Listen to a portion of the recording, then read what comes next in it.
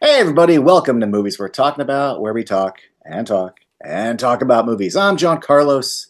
I am joined by Arr, Eddie. monosyllabic. Yeah, it's been a great de-evolution over the years. That's me. Um, and just getting right to it. We're here to talk about Clerks 3. Hmm. Let me say up front, like spoilers up front, if you haven't seen the movie, because there is certainly a big element to spoil if you've never seen it. Um, Well, yeah. I had let me start with just where, because my experience, at least personally, was really fun. In that, I happened to be in New Jersey on opening weekend. Mm. So he had only just announced like a month or two prior, maybe a few months, but like he'd announced by he, you mean the only he, Kevin Smith, Yeah. when it comes to these podcasts. The He'd reason announced we that are here, yes. yeah, that he was buying the Atlantic movie theater, the Atlantic Highlands movie theater, whatever it was Mm. called. So, and literally like 2 weeks later, they changed the signage over to like Smod Castle Cinemas. So I was still there when it was called the Atlantic movie theater. But Hmm. anyway, saw Clerks 3 in New Jersey at Kevin Smith's like childhood theater that he had just bought. So Mm. the Jersey feels of it were awesome. And then to Mm. leave the theater and then go to the First Avenue Playhouse and then to go to Quick Stop, and it was a nice day. Um, and then I can't remember which time I saw second, which time I saw third, but I saw it as part of the Fathom events. And this happened to both Clerks 3 and Teenage Mutant Ninja Turtles, where they're like, it's 2 nights, and the 2 nights sell out. And they're like, ah, fuck, it's 5 nights. And then like those 5 nights, and they're like, ah, fuck, we have to keep adding shows, which is a good thing. But I saw it at the Fathom screening, and then I saw it as part of the Clerks 3 Roadshow, whatever it was called, the Inconvenience Tour, Mm. where you and I saw Reboot. Yeah. I saw it at that theater with the whole Q&A. Seeing it in the theater full of Kevin Smith nerds was great because a lot of the jokes really landed. Seeing it for the first time in New Jersey was great because New Jersey. But I'll just say up front, it was either the second or the third time I saw it at the Fathom events, Mm. and I saw it alone. It worked for me in my heart in a way that the other screenings and any screening since, Hmm. like I wept like a baby that one time I saw it. It just fucking, but it wasn't the first time. It was weird. It was the second time. Hmm. And part of it's the music, and I think we'll get to that. But Huh. and then like I bought the 4K, and then you came over, and that was your Yeah, first that was time. my first time you screened it for me, and I got really mad at you because no spoilers, I won't say the title, but we you showed me a movie. I think we saw this first, and spoilers, and I screamed at you like when it was all over. You killed Dante, and then you showed me another movie about Santa, and Santa died in it, and I was just kind of, and I said like, you killed Dante, and you killed Santa. And I just kept screaming that at you, the duration. I don't remember if it was the rest of the day or the rest of the weekend, whatever it was. It was fun. Uh, but And I, you yeah, and you keep doing it. yes, because you killed Dante. Yeah, you guys will Um, yell it at me out of nowhere. I wouldn't have known that he was no longer with us if you hadn't brought it upon me. So I blame you. You're the messenger. But I mean, I don't think I ever encapsulated in my life, like embodied the don't shoot the messenger, like everybody blames the messenger kind of like vibe as much as with this film and you. So there you go. wow. Yeah. The rest of the time I'm just kind of like, well, it's not their fault. I No, mean, this is your fault. and fuck you. One of the things that Kevin Smith has said though when he jokes about doing a Clerks 4 is that like Dante could just be a ghost. Like He is at the end. he is at the end, so it's very easy to do that. And fucking like Becky is a ghost in this. Kevin Smith could do like his take on Ghost with Clerks Oh, Randall 4. and Dante doing the fucking clay. Yeah, yeah. Well, not even the clay, but just like, something happens and like maybe Leonardo finally makes an on-screen appearance. Hmm. And maybe like he's trying to swindle the clerks out of like or swindle like Randall and Elias like out of their riches and things like that. and then Dante has to be there to like save the day, and he learns how to like push things. And And I would love it if maybe Jay or Silent Bob had a heretofore unknown ability to like speak to the dead. ooh, yeah, that'd be nice. Or Because I like the idea of, since Bob is oh, so wise, I like the idea of Bob being like, "You in danger, girl." Like, actually, I yeah. want Silent Bob to get possessed so that he gets to talk, like as Dante. He talks all the time. No, but like in general, no, but not all the time. He's silent, Bob, but only when necessary. But now he would just be like, "Hey, we're gonna go over here and talk to this guy because I'm fucking Dante right now." Blah blah blah I blah just blah blah want blah. I would prefer they reverse engineer it and just kind of have everybody who's ever been like a principal cast member or even like a supporting in the Clerks to do an impression of Dante, and whoever does the best impression gets to be the one who's possessed by Oh, him. Yeah. that's a good idea. Yeah, like and they do that like internally, like everyone has to audition, sort of. Yeah, yeah. I love stuff like you've never seen Club Dread, right? No. I want to fix that. I fucking love Club Dread.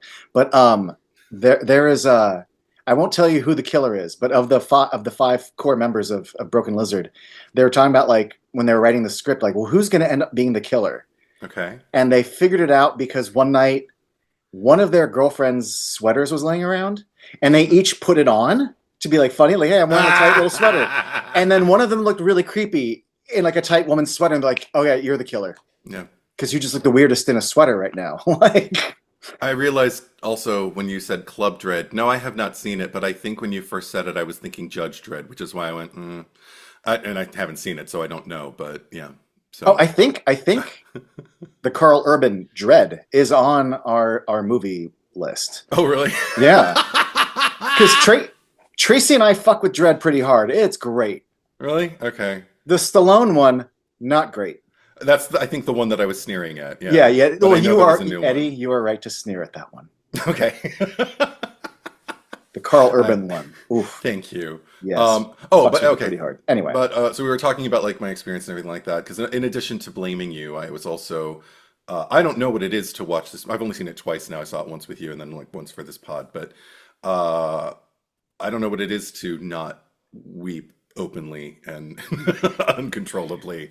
There's a part. I think I don't know if it's in my notes, but there's a certain point in the movie where it's like the waters break forth and they don't stop until basically the end. Even it's not like uncontrollable sobbing continuously. It's like there will be uncontrollable sobbing and then it will just be like tears streaming as I start to clean up my face, gather myself, but there's still, wet coming out of moisture coming out of my eyes. And then something else will happen. I'll just be like, "Oh God!" And so yeah, I'm. Oh, I understand that. Yeah. Without, I don't want to set up an expectation because everyone experiences different movies differently. Oh yeah, no, I'm a big But crybaby. Everybody. when I watch Life of Chuck, Mm, my face is wet for about 80% of the movie, yeah, and then there are moments that make it extra wet. But yeah. there's just scenes happening, and actors are just connecting in really subtle ways, and I'm just constantly just like rolling a tear, like the whole Hmm. fucking movie. I love So like, that. I get it. Yeah. Yeah. Anyway, I have too many feelings about Life of Chuck. Okay. Well, But anyway, so this, I don't know if we ever want to get into. Did we ever discuss? I don't know if we ever had a reason to discuss the original Clerks III, that almost was. I don't remember. Tell me. Yeah, but I mean, it's interesting because I wanted to revisit it. I think I heard Kevin. I can't remember if I heard Kevin Smith do it live, but I definitely saw a YouTube video because I know they've done script readings of it, so the information's out there. But he himself, I could have sworn, did a video, or someone else shot it from a Q&A and posted it. But when I Hmm. went back today to kind of revisit it, it's gone. I think they've scrubbed it. In fact, Mm. one of the Reddit ones I saw, there's a link to it, and the link is like the video's been marked private. So I'm like, oh, they've changed. So they've tried to. But I mean, the info's out there. He's even said it. But Eddie, the Clerks 3 we almost got is fucking wild. Because. Well, also, this is the one that, like, Jeff Anderson was like, nah, for a while. I mean, Jeff Anderson goes through these Oh. phases of like, nah. Yeah. But there was a period where he had his idea for Clerks 3. And now I'm going to try to remember. I don't remember it clearly, but I remember enough. Mm. the one we got takes place in a Yeah. convenience store and it feels grounded. Clerks 2 Yeah. takes place in a convenience store and it has a donkey show in it, but it's pretty grounded. So this one, Clerks 3, the old Clerks 3, everyone talks about how serious it was, how dark it was. He talks about it, but real quick, in a nutshell, and he's talked about this too. The opening scene of Jay and Silent Bob Reboot was originally the opening scene of Clerks 3 with the cock smoker and Jay and Silent Bob getting arrested. But if I remember correctly, Randall and Dante, they all get arrested.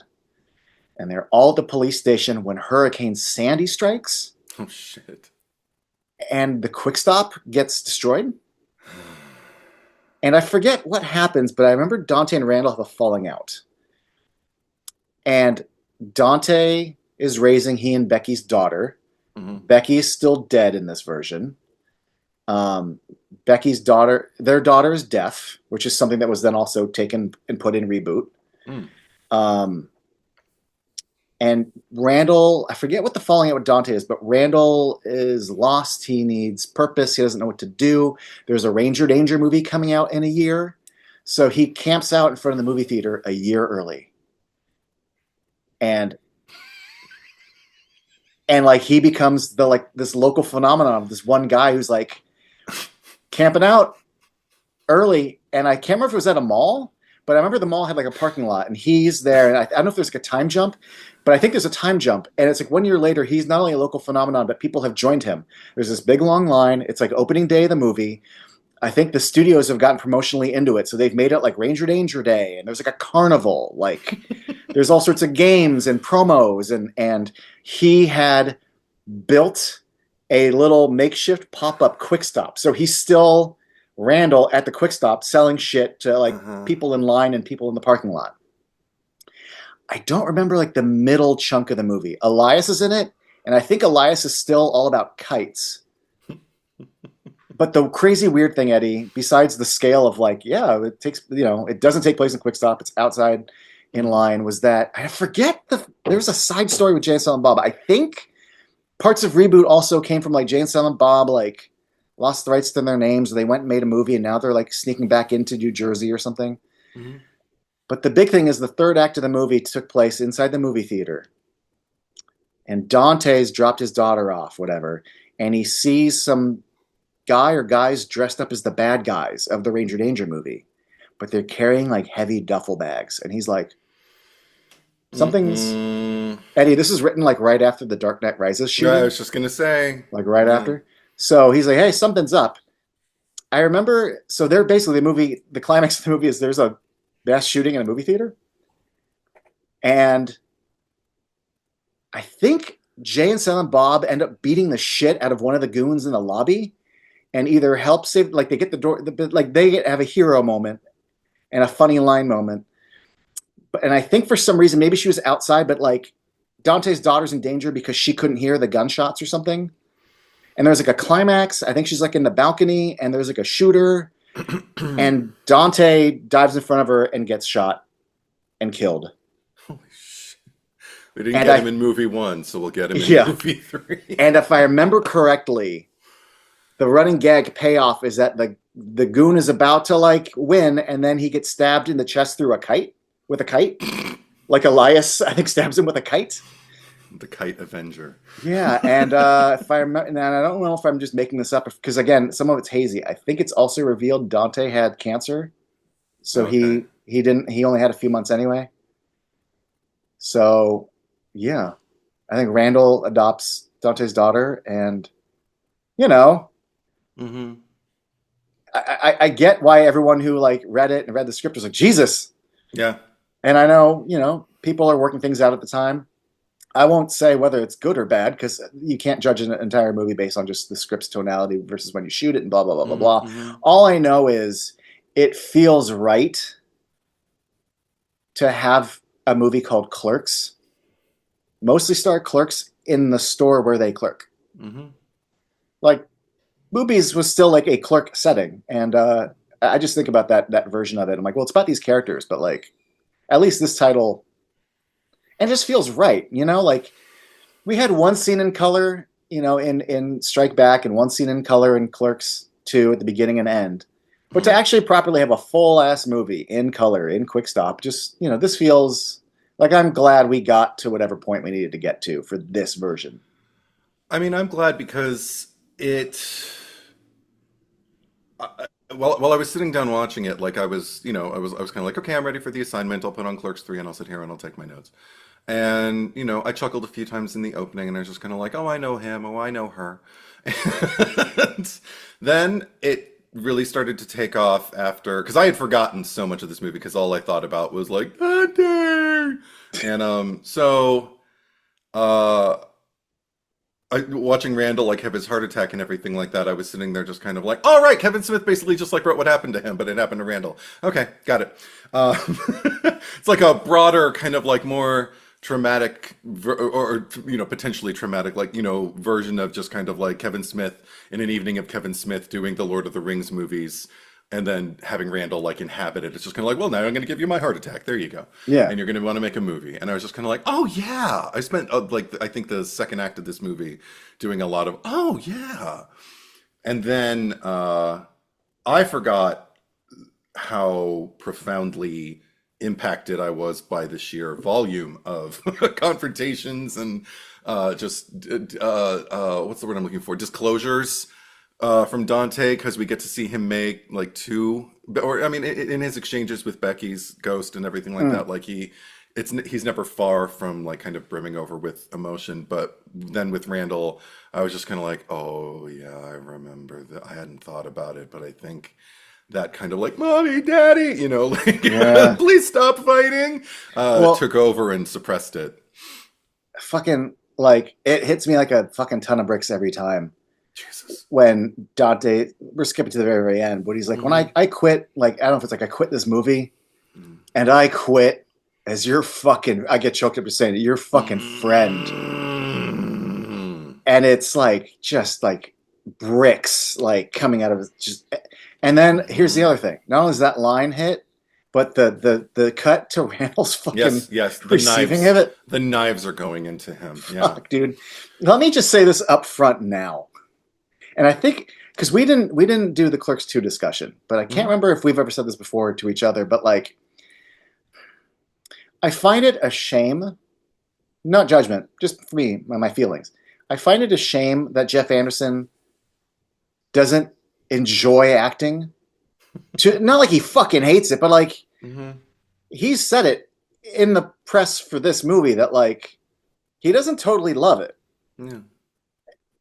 And to a certain degree, like not everyone's built for like the call times and doing the same thing over and over and Auditions. the time, yeah, and also doing press, like, but he's not. It's just not his favorite thing to do. I say it's a shame because he's really good at it. Yeah. And it's funny that there are people who aren't that good at it that really want it. And here's this guy who just, to me, he's a fucking natural.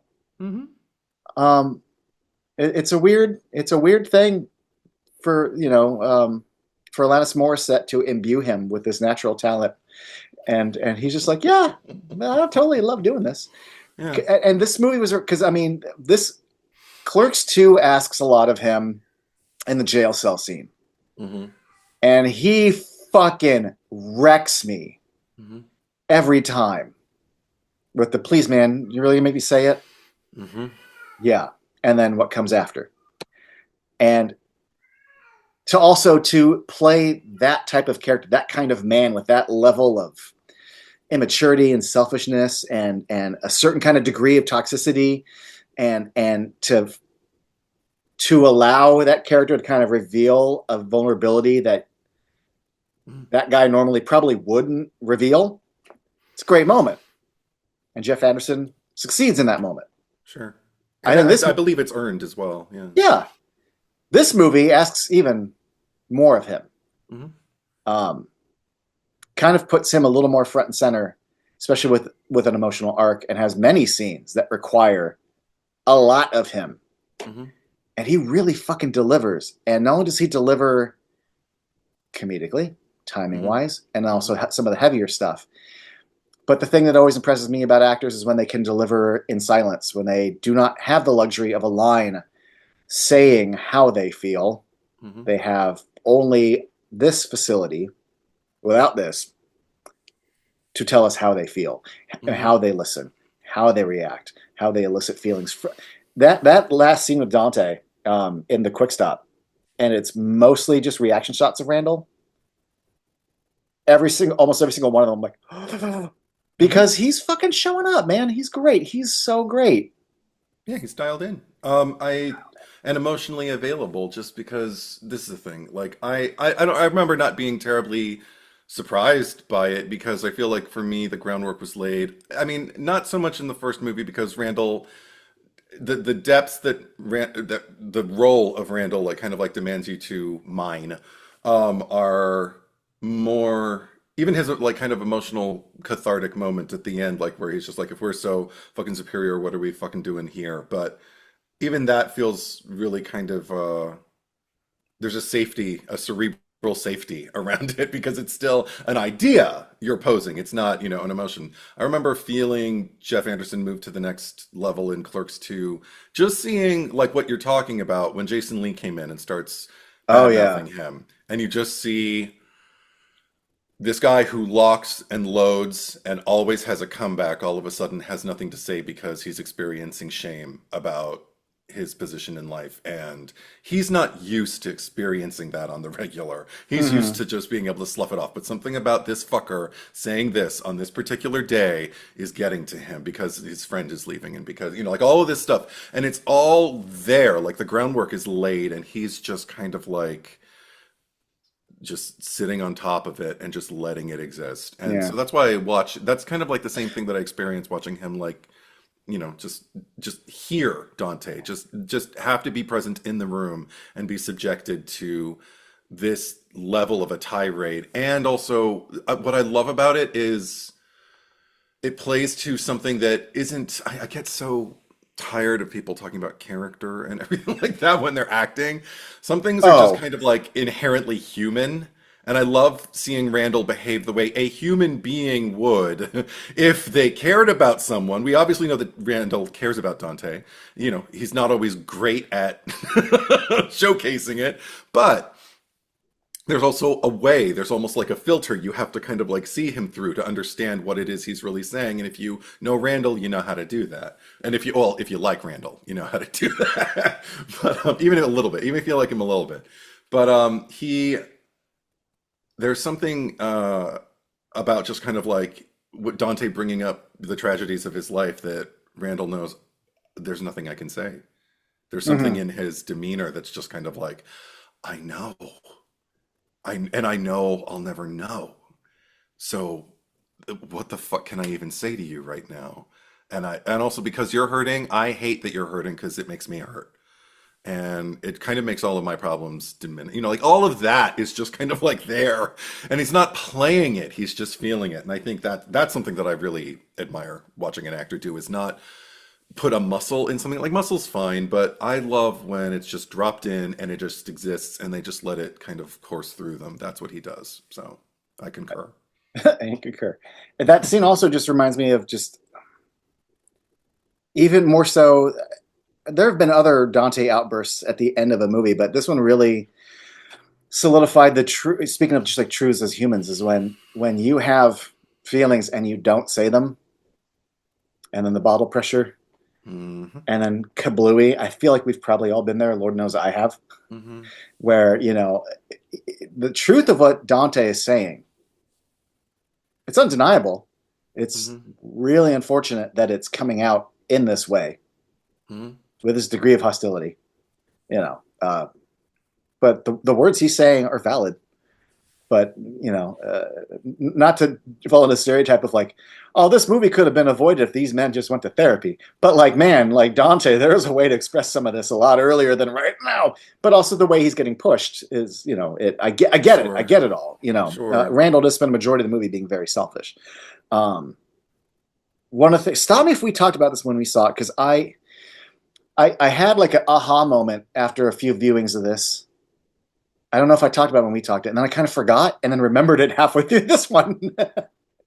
Okay. But so let me just tell you my experience watching it this time. I'm watching it, and one of the things I was thinking about this time is the fact that Kevin Smith has said that he's often said that I'm Dante. Mm. when Clerks and Clerks 2 were a thing. But he's even said that like in Clerks 2, he's like, I'm now Randall Yeah. in this, And I thought that's interesting.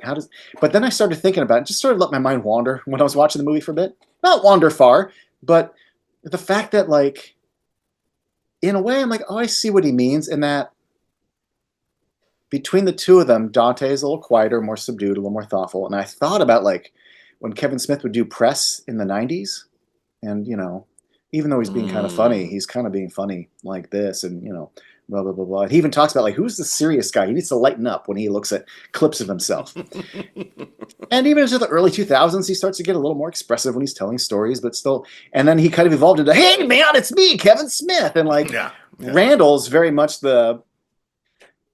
Randall's voice is a roller coaster. Randall has inflection, and just, he can, and I'm like, okay, I kind of see, I guess I see what he means there between the two of them.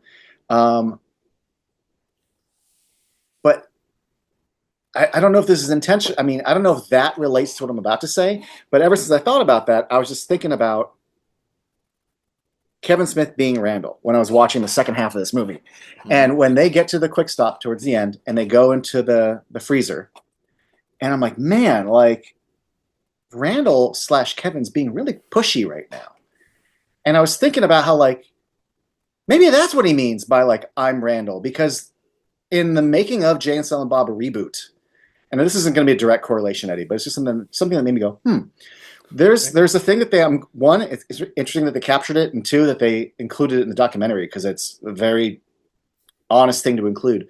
That like, I don't think Jay was giving Kevin maybe Jay let him down, but like Kevin kind of like nipped a little bit and was a little aggressive in his notes, and then they show him getting the whole crew together and like he kind of apologizes, saying that like I handled this kind of poorly and I'm sorry to Jay, and I'm like, well, that's, one, you acknowledge the error, and two, you don't just apologize to him, but you make sure everyone knows. Yeah, so it's not a dysfunctional Thanksgiving. I did a wrong. Yeah. Yeah. And I thought like, oh, I wonder how often maybe that happens. And that's why, like, he's Randall now. Because the way Randall's like, get it to fucking together, man. Blah, blah, blah, blah, blah. And then that's when I had my, oh, fuck. Oh, yeah. And, like, I don't know. I enjoyed watching it this time because it's been a while since the last time I saw it. So I kind of just met the movie on its terms and not all the other baggage that hangs over it when I saw it earlier. We'll get to that in a moment. Okay. But I didn't go fully on the movie's journey because in the last third I went, oh yeah, and I viewed it through the prism that, and I have no evidence for this, but once I've thought it, and I feel like it's almost undeniable, is that not only is Randall Kevin Smith, but Dante is Mosier. And I don't know the specifics, and I'm not making any declarations, but like when Mosier was like basically walked away from Askew, the story that Kevin talked about was that Mosier said to him, like, basically, I went to film school not just to be your producer for the rest of my life. Yeah. And he's gone on to co-direct The Grinch, and he's doing his own things. But the fact that when Mosier came back for an episode of Smodcast, it was considered like, oh, like Mosier's coming back. Like it was like a get. It was like, oh, I didn't know Mosier left to the degree that getting him back was an achievement. Like there might have been a little more to his. Sure. Maybe not an outright fight. Maybe just like, I need a break from all of this, So that made me wonder, watching a movie where the producer is suffering and there's a director going, me, me, me, me. And the producer has a big, me is us, asshole.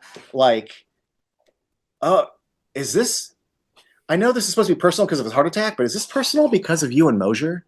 Is this movie, and that's when that last third, Dante's whole speech about how like we've been on this ride together, but you're making, and the fact that the climax of the emotional climax of Dante dying, but also the flip side of Randall being like, I couldn't have done any of this without you. Mm-hmm.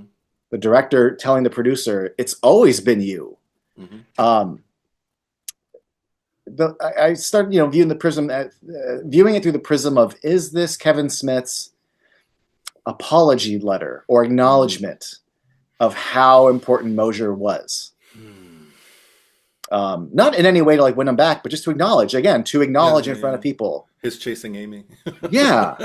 Um, because there's a lot of like, oh fuck, it's god damn, it's when Randall's in the hospital and Elias lays it into him. He's like, my movie, my movie. Mm-hmm, Do mm-hmm. you know what he's been doing to make your movie? And he Right, starts right. listing off all the things like, Yeah.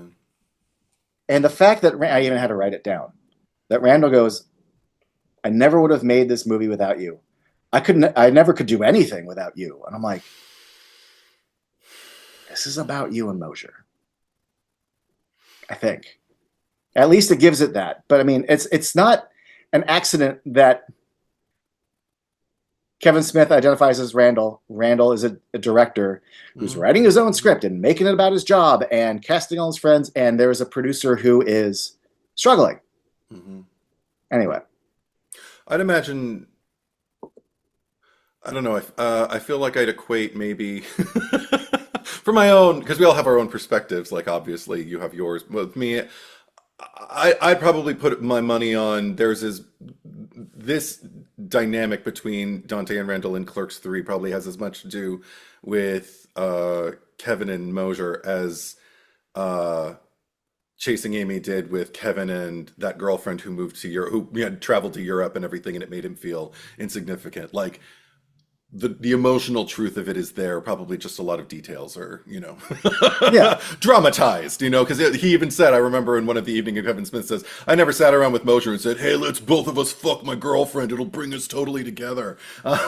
So it'll alleviate Yeah. all of our problems. So yeah, I'm not saying that I'm not saying you are. I'm not saying that Mosier ever said, I quit as your fucking friend. Like, obviously Yeah, there's yeah, fiction, but I yeah. think the emotional undercurrent of this whole movie, I mean, and there's what you say to the press, and then maybe there's what you keep for yourself. And 100%. I can't help but thinking that after the heart attack, besides I need to make Reboot because I can't make Yoga Hosers my last movie,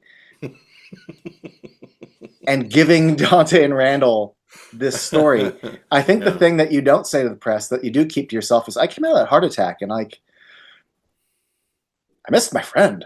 Like, and I Mm. thought about the journeys we've been on and Sure. yeah. Um, yeah, I mean the rest of this is just going to be speculation, so I don't have much Yeah. more to say about it. But no, I see your point though. I I think the strongest thing that I got while we're because I'll just share my personal thing because I know it. First time I saw it, it was just kind of like, all right, Clerks 3, I'm locked in, and laughter as well. But this time it was interesting because on a personal because I didn't get to tell you this. Like we haven't spoken off pod about like our screenings. We're recording this like on as we're paving our way to the holiday through the holidays to like Christmas and all that shit. And oh my God, has it been rough? And I don't often do that thing where I like reach for the Christmas spirit or anything like that. Like some years I feel it, some years I don't, some years I want to and can't, and other years I'm surrounded by it and I'm like, just shut it off. And this particular year, I've been kind of game and finding pockets to feel it, but it keeps shutting down. It just keeps life keeps intervening and reminding me that like life keeps going, and it's like, fuck, I know. Stop burying me. So I got to sit and watch this movie and it was just kind of like one more thing to check off the list. And then as I got through it, through like the cathartic crying and everything like that, in a weird way, it wasn't Christmas spirit, but it was something that connected me to humanity and that connected me to an ability for people like you talking about the two guys who really need therapy. I think they do find it in at post conflict, like maybe they needed to move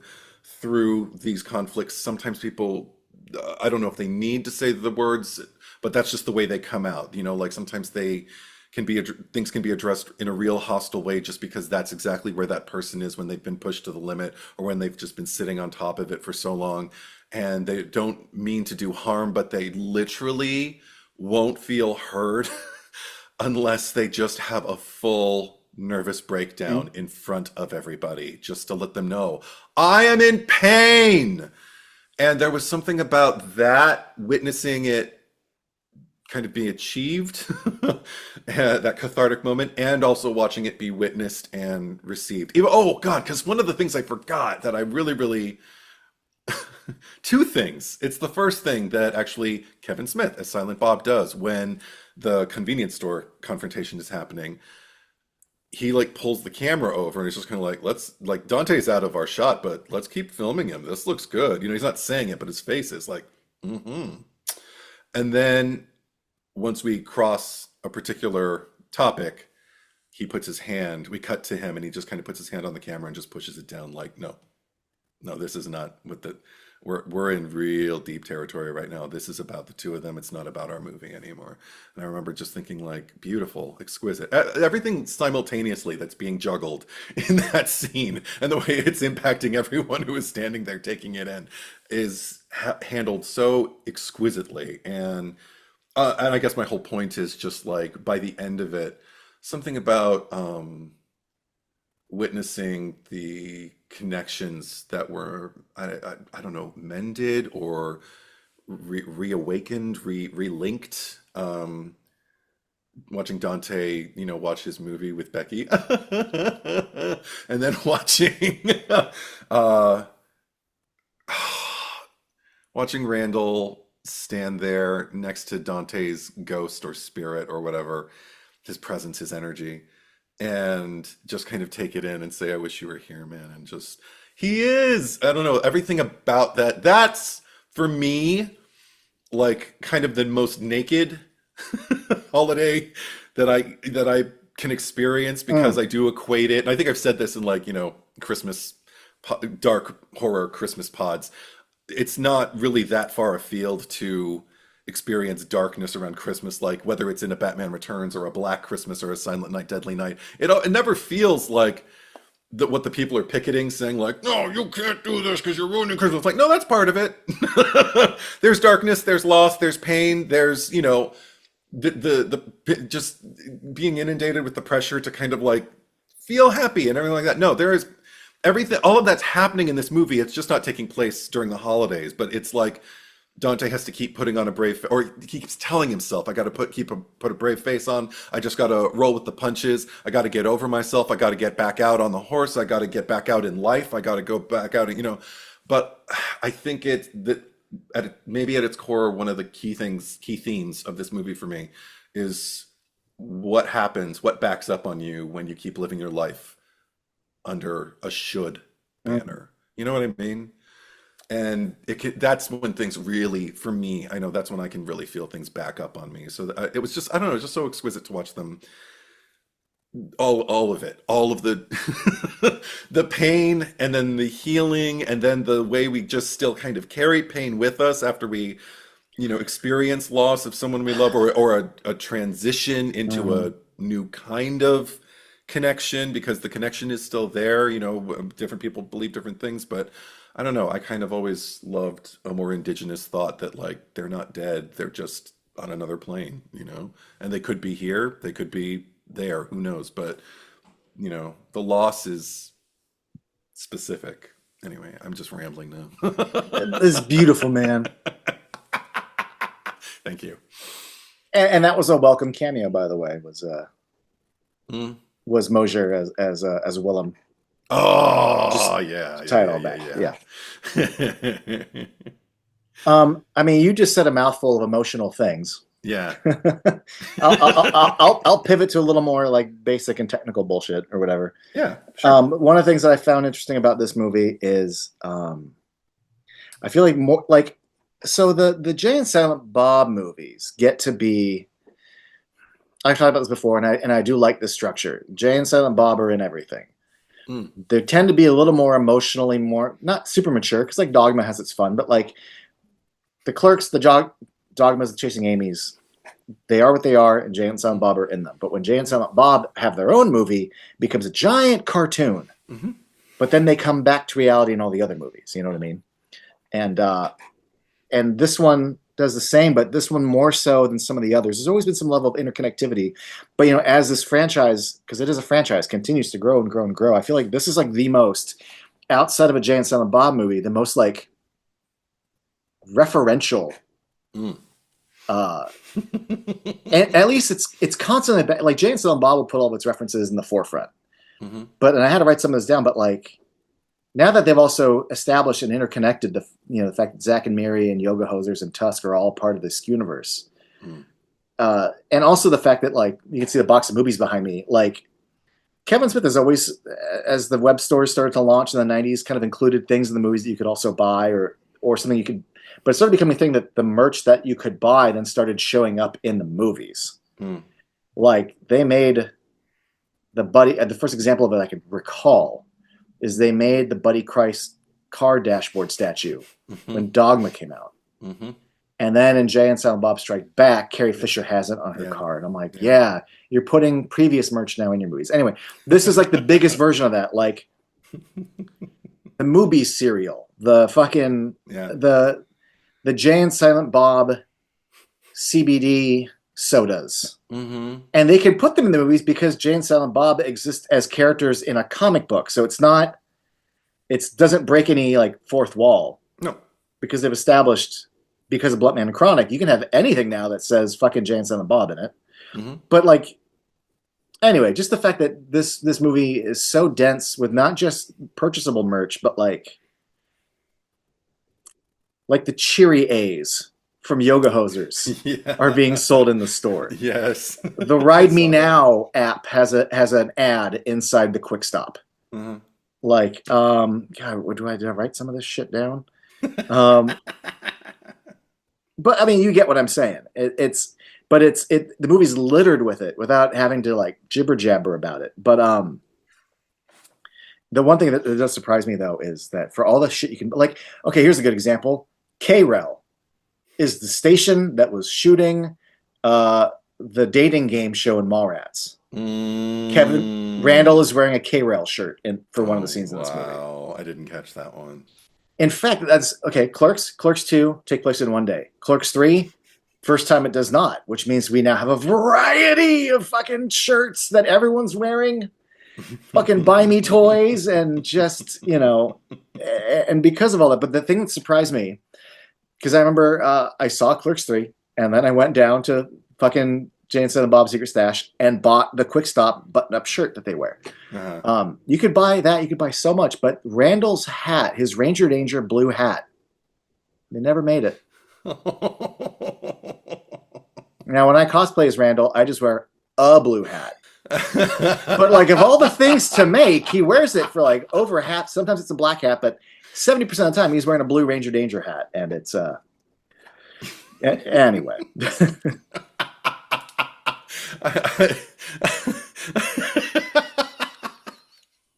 I mean, you're a cosplayer. I understand why that. I mean, I could make. There's people I could talk to make it, but it's just. But this is. You can commission it from someone on Etsy, I'm sure. Actually, I've had some hats made from a guy, but anyway, this isn't a bad thing, but like Jay and Silent Bob movies tend to be a little more inside. Look at all the references to the Askewniverse. This one is probably one of the most inside movies they've made, in that there's all this random merch, right? Yeah. But also all these little. Sometimes it's not even big callbacks. Like we end a scene, and then we hard cut to just the interior of the Quick Stop, and Walt Flanagan is the egg guy, and he's doing selfies with the egg. You either know it. I mean, if you have to have known it. Why aren't you here? Is just that.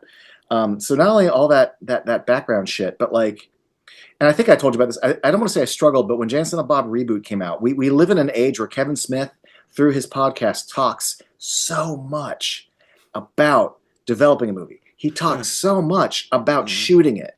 He talks so much about the screenings and how they went. That like between reboot, I experienced it a little bit with Tusk. But we really got it with Reboot in this, where like half of the movie isn't a surprise if you are following Kevin Smith's podcast to the and I unfortunately watch and listen to everything. Yeah. In fact, my little YouTube recap, I am in not even in the top 1%. I'm in the top like 0.3% of Kevin Smith channel viewers. Aww. And I was like, well, I mean, if you're a fan and the video drops, you watch it, right? Like, but apparently, yeah, I watch a lot of it. So anyway, but you hear, and the thing is he will, let's say he has a heart attack. He will tell that story on TV. He will tell that story on Hello Babylon. He will tell it on Fat Man Beyond. He will retell it again when someone brings it up 3 months later on Fat Man Beyond. So by the time Clerks 3 happens, I've heard the name Dr. Leidenheim. I've heard I'm going to go up into your crotch and go into your femoral artery. Yes. I've heard it maybe I have a small dick. I've heard it maybe 15 times. Yeah. So the first time I don't follow everything that he does, but I had heard it 15 times. Right. Yeah. So I don't want to say it's inside, but like the fact that a good chunk of this movie is familiar podcast stories. And not even just the podcast stories, but I think I wrote some of these down. But just if you're a fan over the years, there are so many little things that we've heard stories about, like Jay being too shy to do the dance when they were filming. Yeah. The fact that like Jay was blowing his line, so then Silent Bob had to take it. Like that was not in the original script. There's a million fine-looking women in the world. Right. The fact that like he'd look at the script and be like, "Why the fuck do I say stuff like Snoochie Boochies?" Yeah. Everything that happens in this movie, we've heard through commentary or through podcasts of him telling stories. You know, it's just, I don't want to say it's inside where it's exclusionary. It's inside that you go, haha, that's funny because it's true. When Silent Bob is describing why he wants to shoot a movie in black and white, if you've been following Kevin Smith for years, you know exactly where those lines are coming from. So it's inside in that way. It's full of inside shit. Lots of it. The fact that the script is called, he changes the name to Inconvenience. Yeah. I think what the probably hell does that mean? So funny. I think Jake hated it. And he will say it when he's hitting the clapper. Yeah. Fucking title.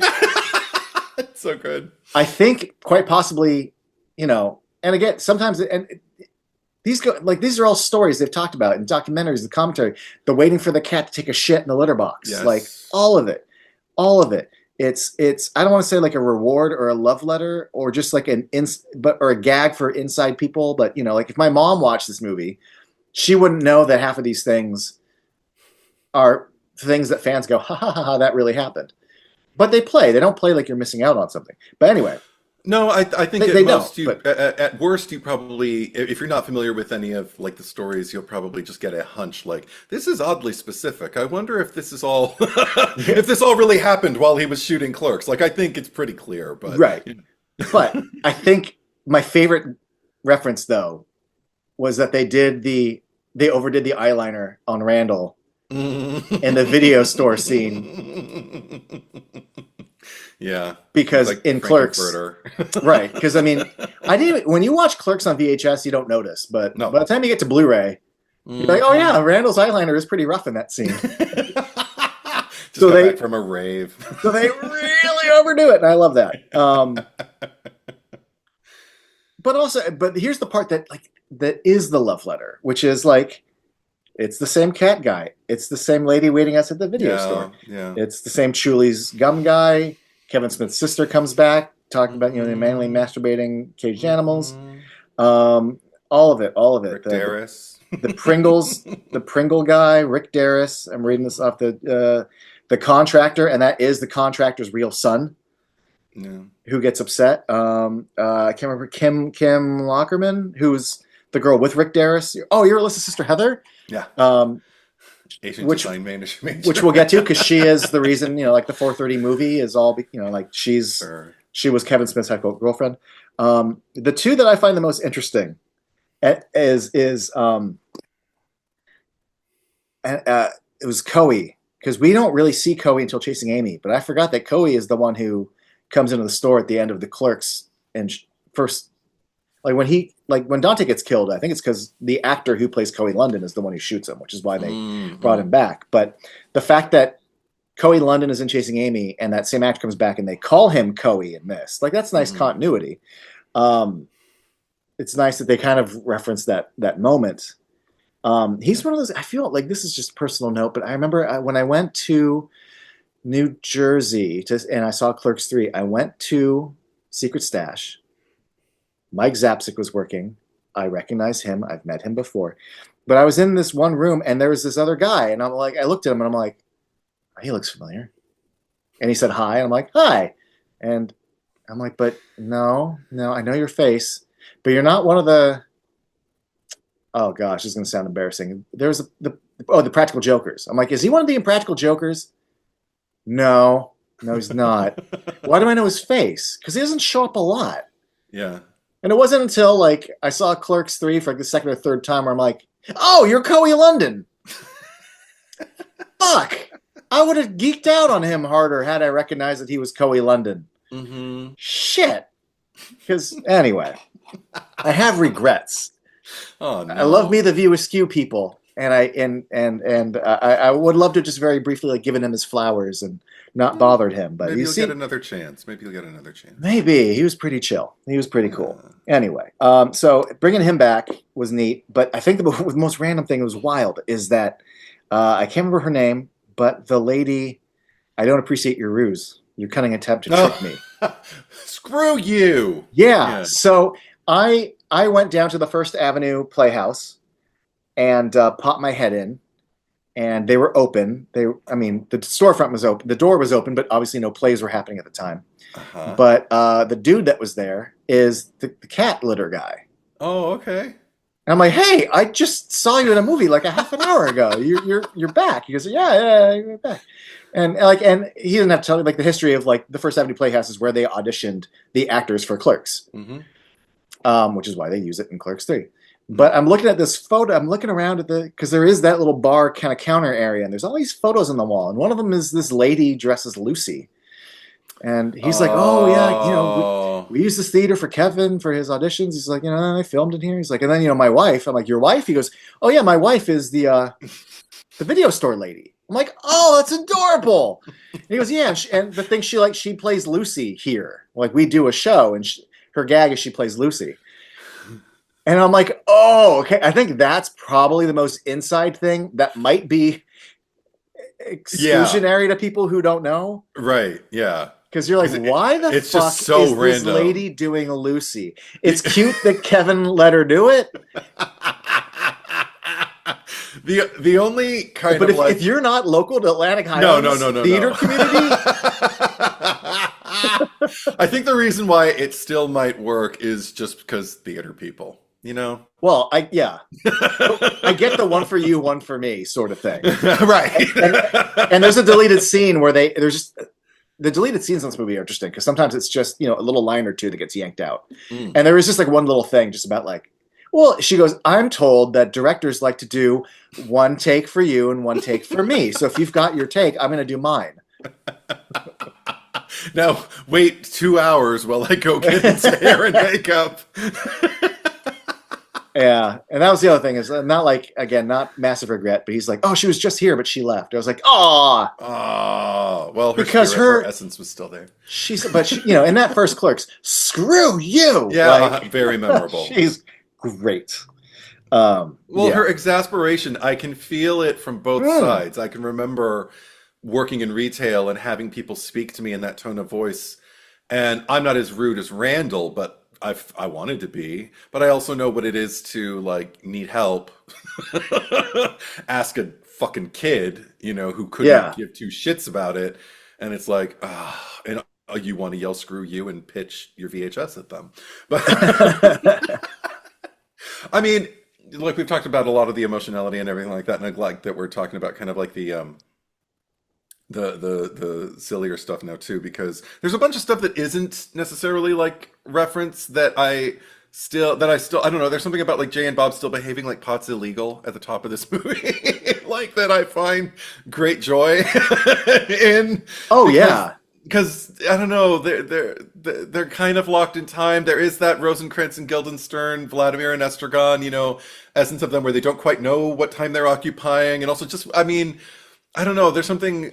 Maybe it's also because I'm growing older. Like I feel like I'm, we're all, you and I are probably kind of in the same kind of bracket as they are now, as we were, like when the movies were released. We're a little younger, but you know we grew into our ages having the stage set for us by these characters and watching I don't know, watching them just like hold strong to their convictions and not take in the change that would actually make their lives a lot easier. I don't know. I embrace it. It makes me happy. I'm Well, like, yeah, you go down fighting, you little Vikings. I don't well, know. it's also just a cute gag. Like weed was legalized, but we Yeah, still sell it like it's not. Tee yeah. hee hee. But also the fact that we probably smoked that away. The fact Right. that Dante. Who's Dante? The other guy from the store. Oh, Sergio. Yeah, I will. Yeah, Now I believe that these two guys still. To me, I just took it more as a point of pride. Like this is how we did it in the '90s. We are a sure. product of the '90s. We're going to keep it Hmm. real. Right. There Now, was also, yeah. but I'll tell you with it, like like this movie does a lot of references to its own franchise, which is Hmm. fine. It's not obnoxious. I do quite like the fact that I fucking love that Dental School comes back. Hmm. Yeah. I'll never get tired of any time Dental School comes up. But even when Jay, because they talk, oh, is it a pornography movie? No, it's not a pornography movie. Oh, well, it's because I am the Clit Commander. Like Yes. fun, fun, fun. But the Hmm. fact that in my definitely top 20, maybe top 10 favorite movies of all time, The Blues Brothers. Mm. Obviously, Kevin Smith's a fan. The Yeah. fact that they come out on screen, briefcase handcuffed to his wrist, Yeah. and open up the keys to the store, I'm just like, oh, Jeff's kiss here. Like, this is, just like how Clerks has Star Wars references and all that. Like, you can reference your own franchise all you want, but that blues, like, in fact, that's, hold on. This Funko Pop Oh, is him with the briefcase. that's devotion. Yeah, that is devotion. And I think one of my favorites. It's not even it's referenced, but it's within the body of like it is legitimately a reference within the framework of the script.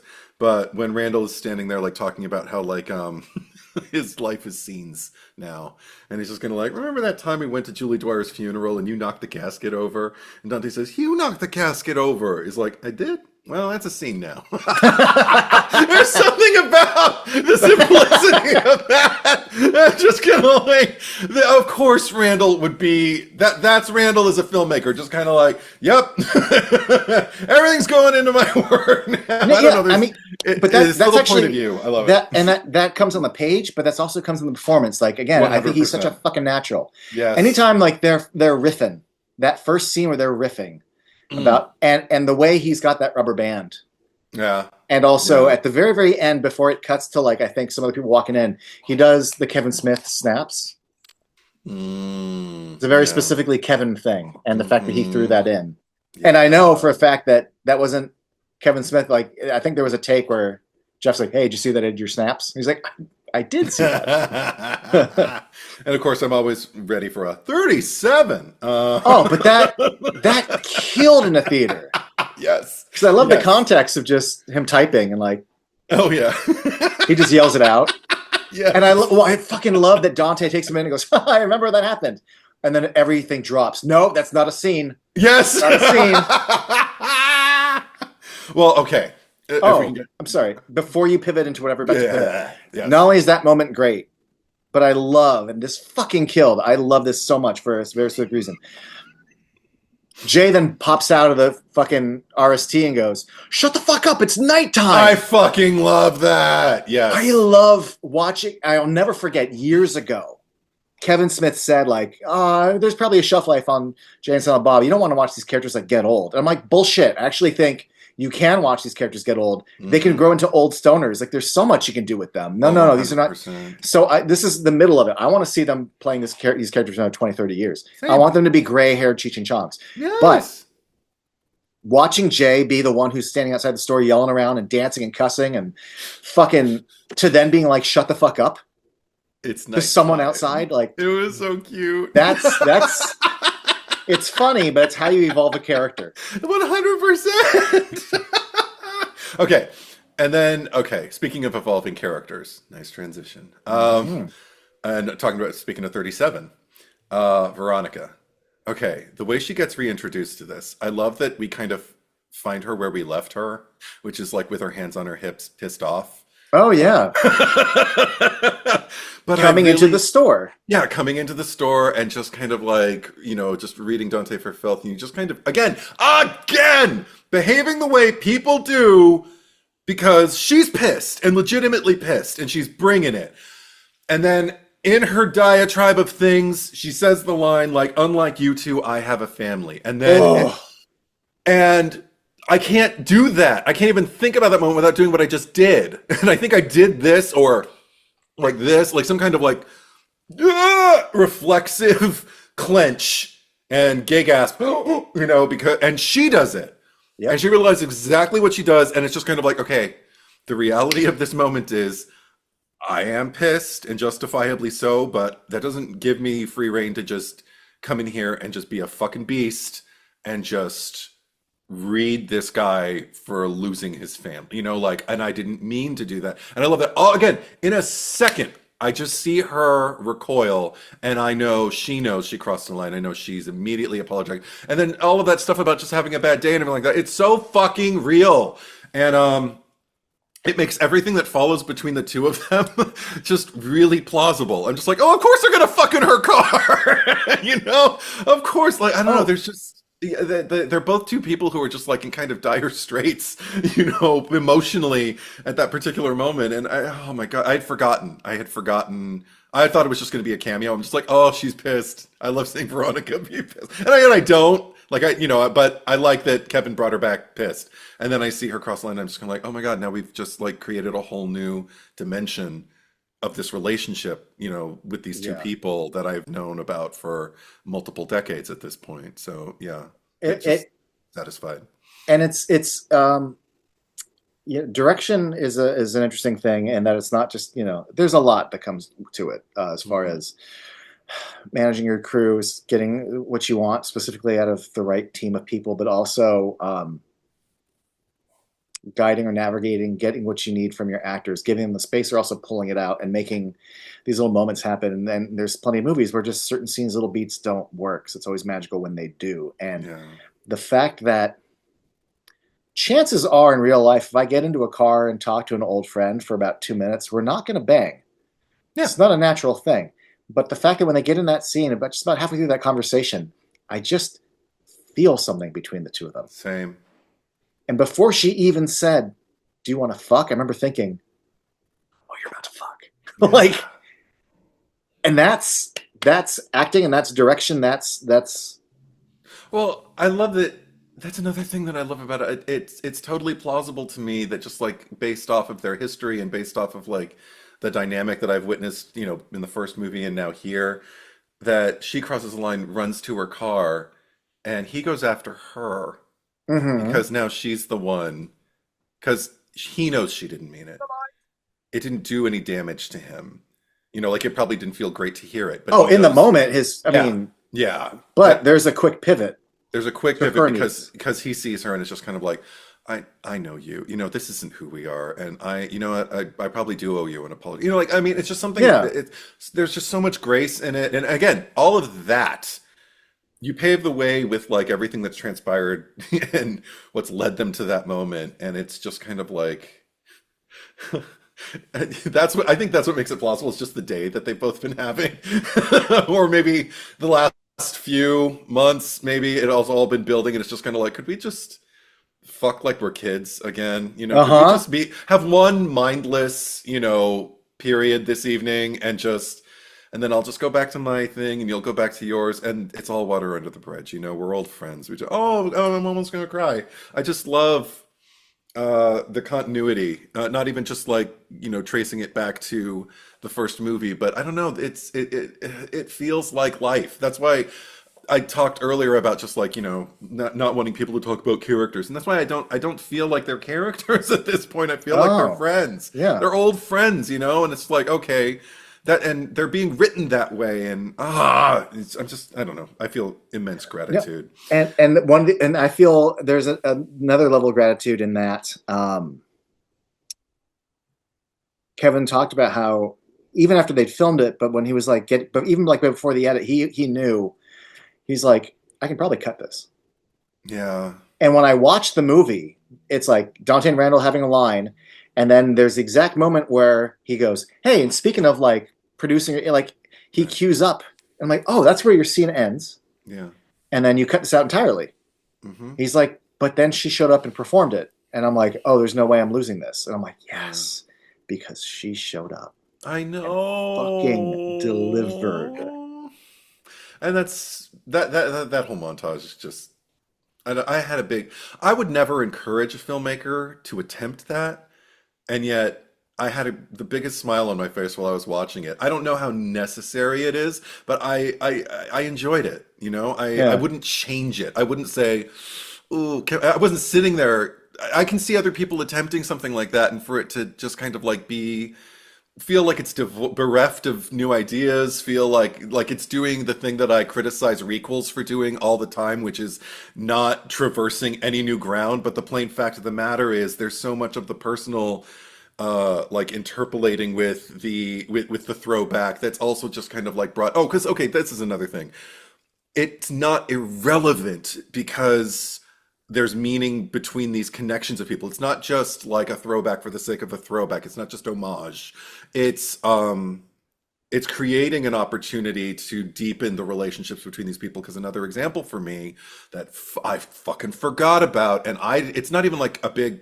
I don't know if it's meant to be a big cry moment. Maybe it is because Kevin Smith cries almost as much as I do. But the moment where Randall's just directing, like they're Oh outside, God. and he's just directing, and he seems so in his element and so in control, and he looked good. He looked good at it, And then we cut to Dante, recognizing it, like seeing him and just kind of smiling, like I've never seen this side of him before. I've only And the ever seen him music's coming bitch. up, I and know.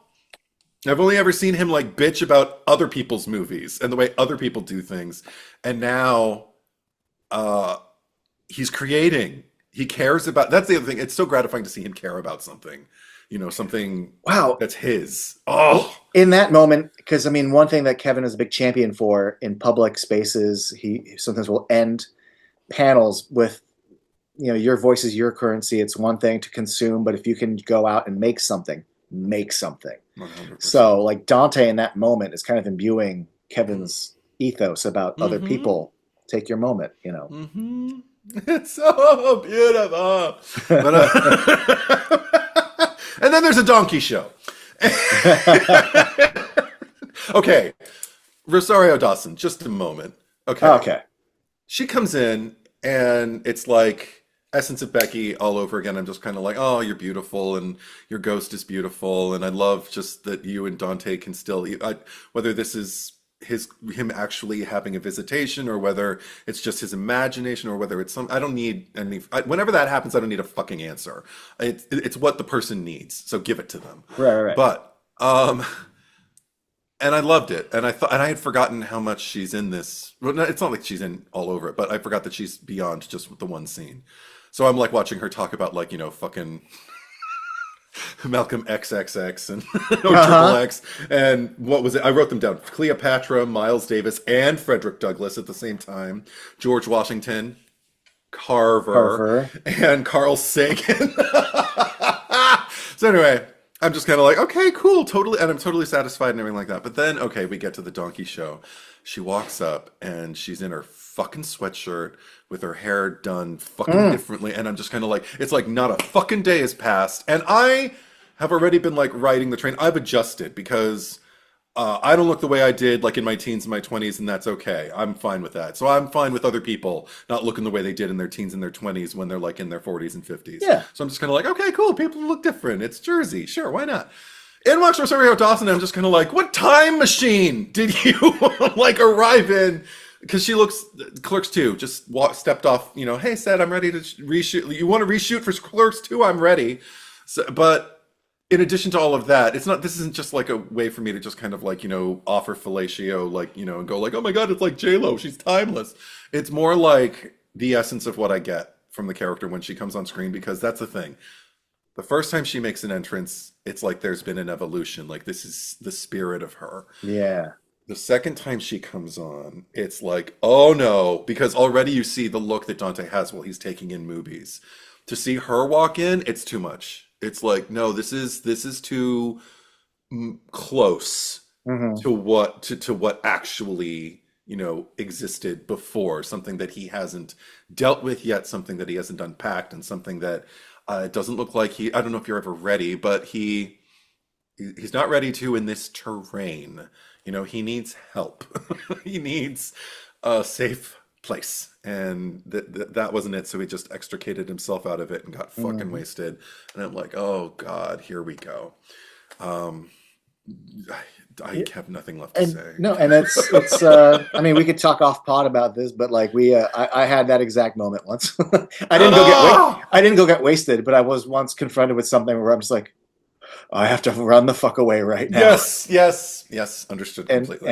and those feelings are big, and Mhm. he played them perfectly.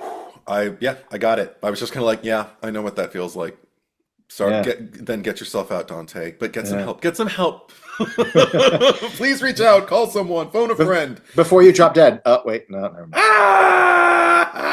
Speaking of Dante, there's a little moment in this that I fucking love. It's such a great edit. It's such great direction. It's so simple, and it's a great example of just like the effectiveness of familiarity. Well, let me just get to it. In both Clerks and Clerks 3, in the third act, Dante is at his lowest. Hmm.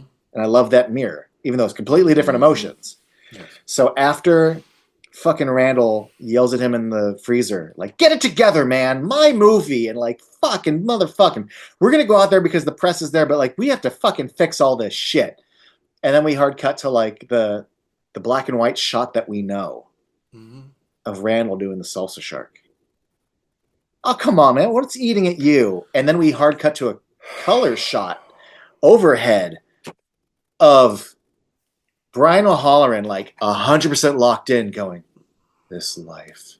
Yes, yes. And saying it in a way that doesn't, like, it cuts 5 times harder than it ever cut in Clerks. Yeah. Because in Clerks, he's just bitching. I mean, not just bitching, but like, his little 20-year-old world is crumbling these 2 girls and, blah, blah, blah, blah, blah. No, this Randall's is, ruining my day. there's some damage been done this time. Yeah, this has been like everything. Like, I called my fucking ex-fiance for you and Becky, and like, I had a daughter, and like, just so the fact that the way, not only is it his performance that cuts, but the fact that like, Hmm.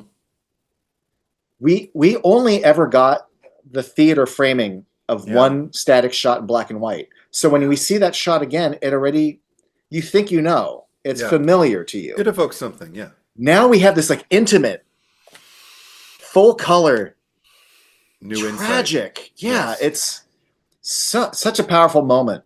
Yeah. And again, it's like you said, like, I mean, I was talking about this with the references. They don't exist solely to be there. Like that scene is there's new territory being Yeah. explored with that. And I experience nothing but gratitude for it, because I'm just like, what an incredibly, more fuckers need to, if they're going to do their Yeah. requels and they do their homages, they need to watch this fucking movie Yeah. to understand, like, okay, but do something with it. Do I don't something know. different with it.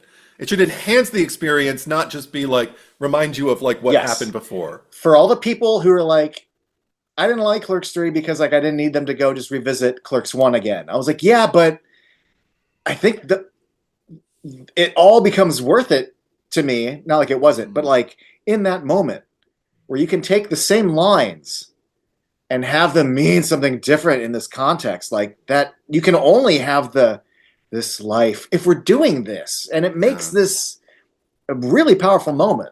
Yeah, I agree. Fuck, it's really good. I know. Let me see. Okay. Oh, well, I just wrote down Lisa's line, maybe to switch gears a little bit. He looks drunk. He looks like he needs a piece of butter and bread. I'm like, what? Oh my God. I feel terrible for forgetting her name, so I'm pulling it up right now. Okay, I would, but my phone is. Fuck, and she's so fucking funny. God damn it. I'm very upset. It's okay. Alanis Morissette, damn it. Crom, damn it. Crom, damn it. Michelle Bateau. Bateau, right? I think, yeah. Bateau. Fuck. I watched for the first. I never watched the deleted scenes. Oh. And if you are a fan of like the Lionel-rama from, Yeah, she fucking kills. oh my God.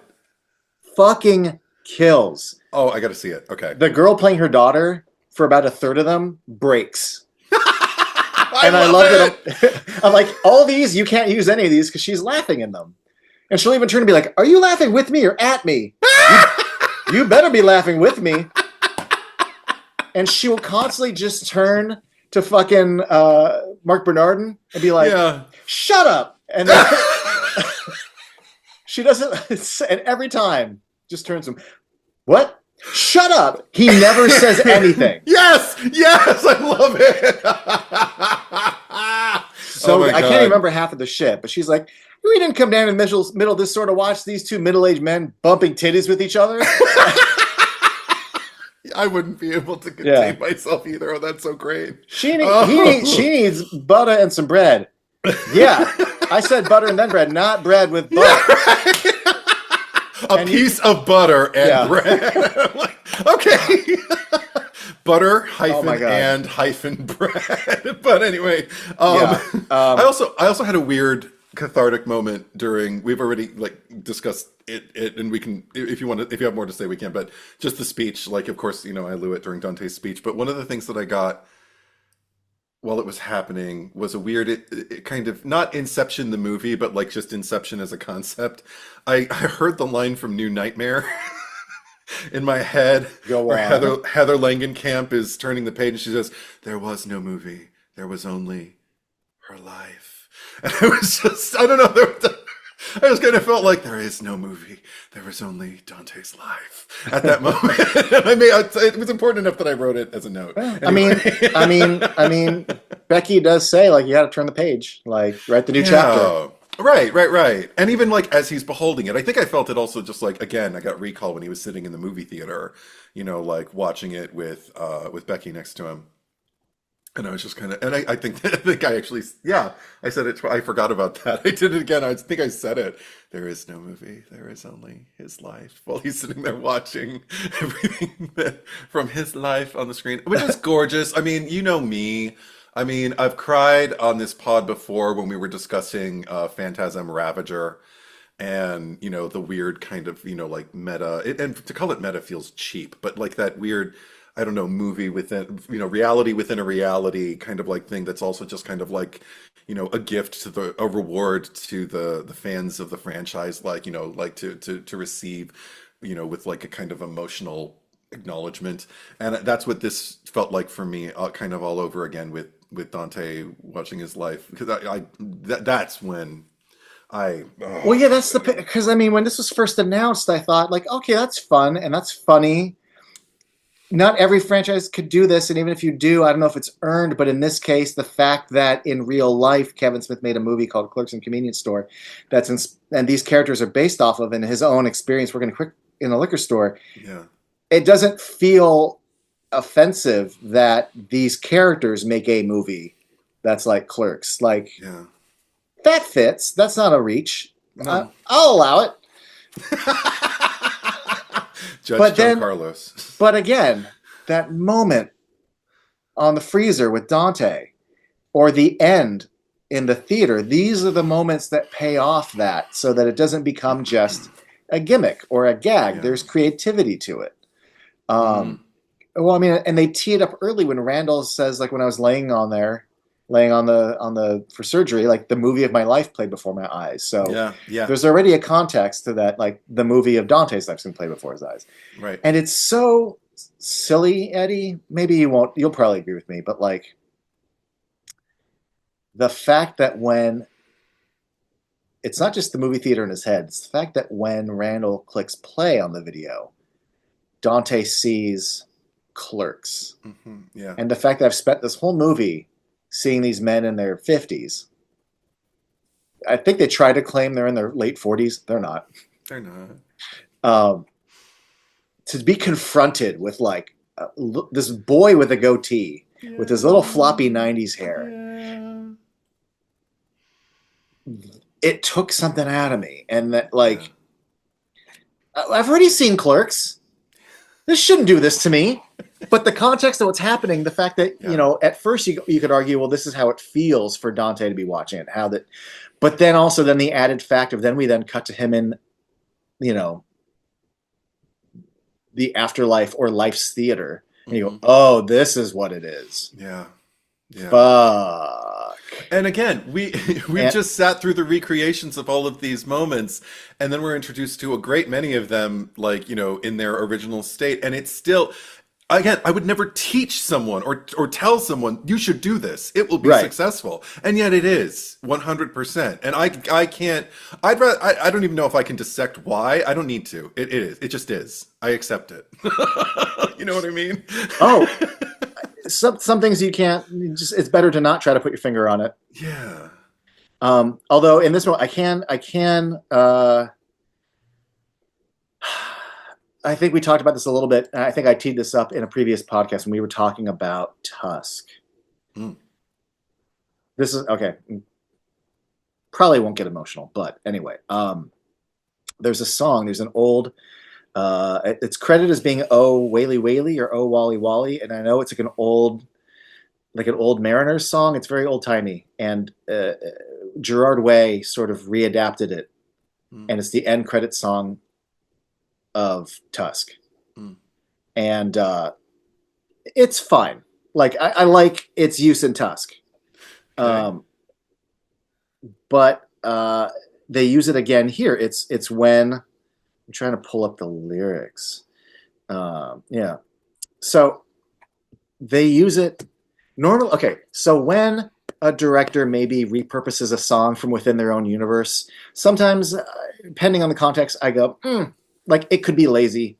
There are times where, like within the Views universe, like I think in Reboot, playing the opening song to Mallrats when Jay and Silent Bob walk up to the mall, like duh. Great choice. Same thing with like the opening credits of Chasing Amy when Jay and Silent Bob visit Holden in Strike Back. Great choice. Not a big emotional pull. It just kind of gives you a context of like, here's where we are. You know them from this movie. I'm just saying that like that song, it's pretty. It's very sad. It's pretty. And at the end of Tusk, I go, yes, I like this. So here's what I was getting at from before. When I saw this movie alone, and they start playing Clerks, it's not just the shot of the quick stop and then Dante come behind the counter. It's the start of that piano, and I just went, what the fuck is happening to me? You're using that song? And the fact that like I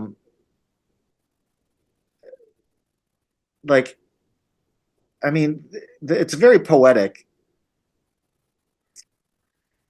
Like, there is a ship and she sails the sea. She's loaded deep as she can be, but not as deep as the love I'm in. Yeah. I know not how to sink or swim. Like, the water's wide. I can't cross over. Yeah. And neither have I wings to fly. Like, these lyrics are happening. Yeah. Over Dante in the theater, and it's not regret. It's like, Kevin talked about how like his life flashed before his eyes, and he was like, "I'm like, obviously I don't want to die, but like, I had a pretty good life. Like, I think like if I have to go, like I feel good that what I did." And the fact that maybe towards the beginning of the Act 1, Act 2 of this movie, like Dante is suffering and has, you know, all this anger about what was taken from him, but like at death's door, he can, through either, you know, viewing the movie or just confronting his own life, was like, oh, actually, yeah, that was pretty good, you know.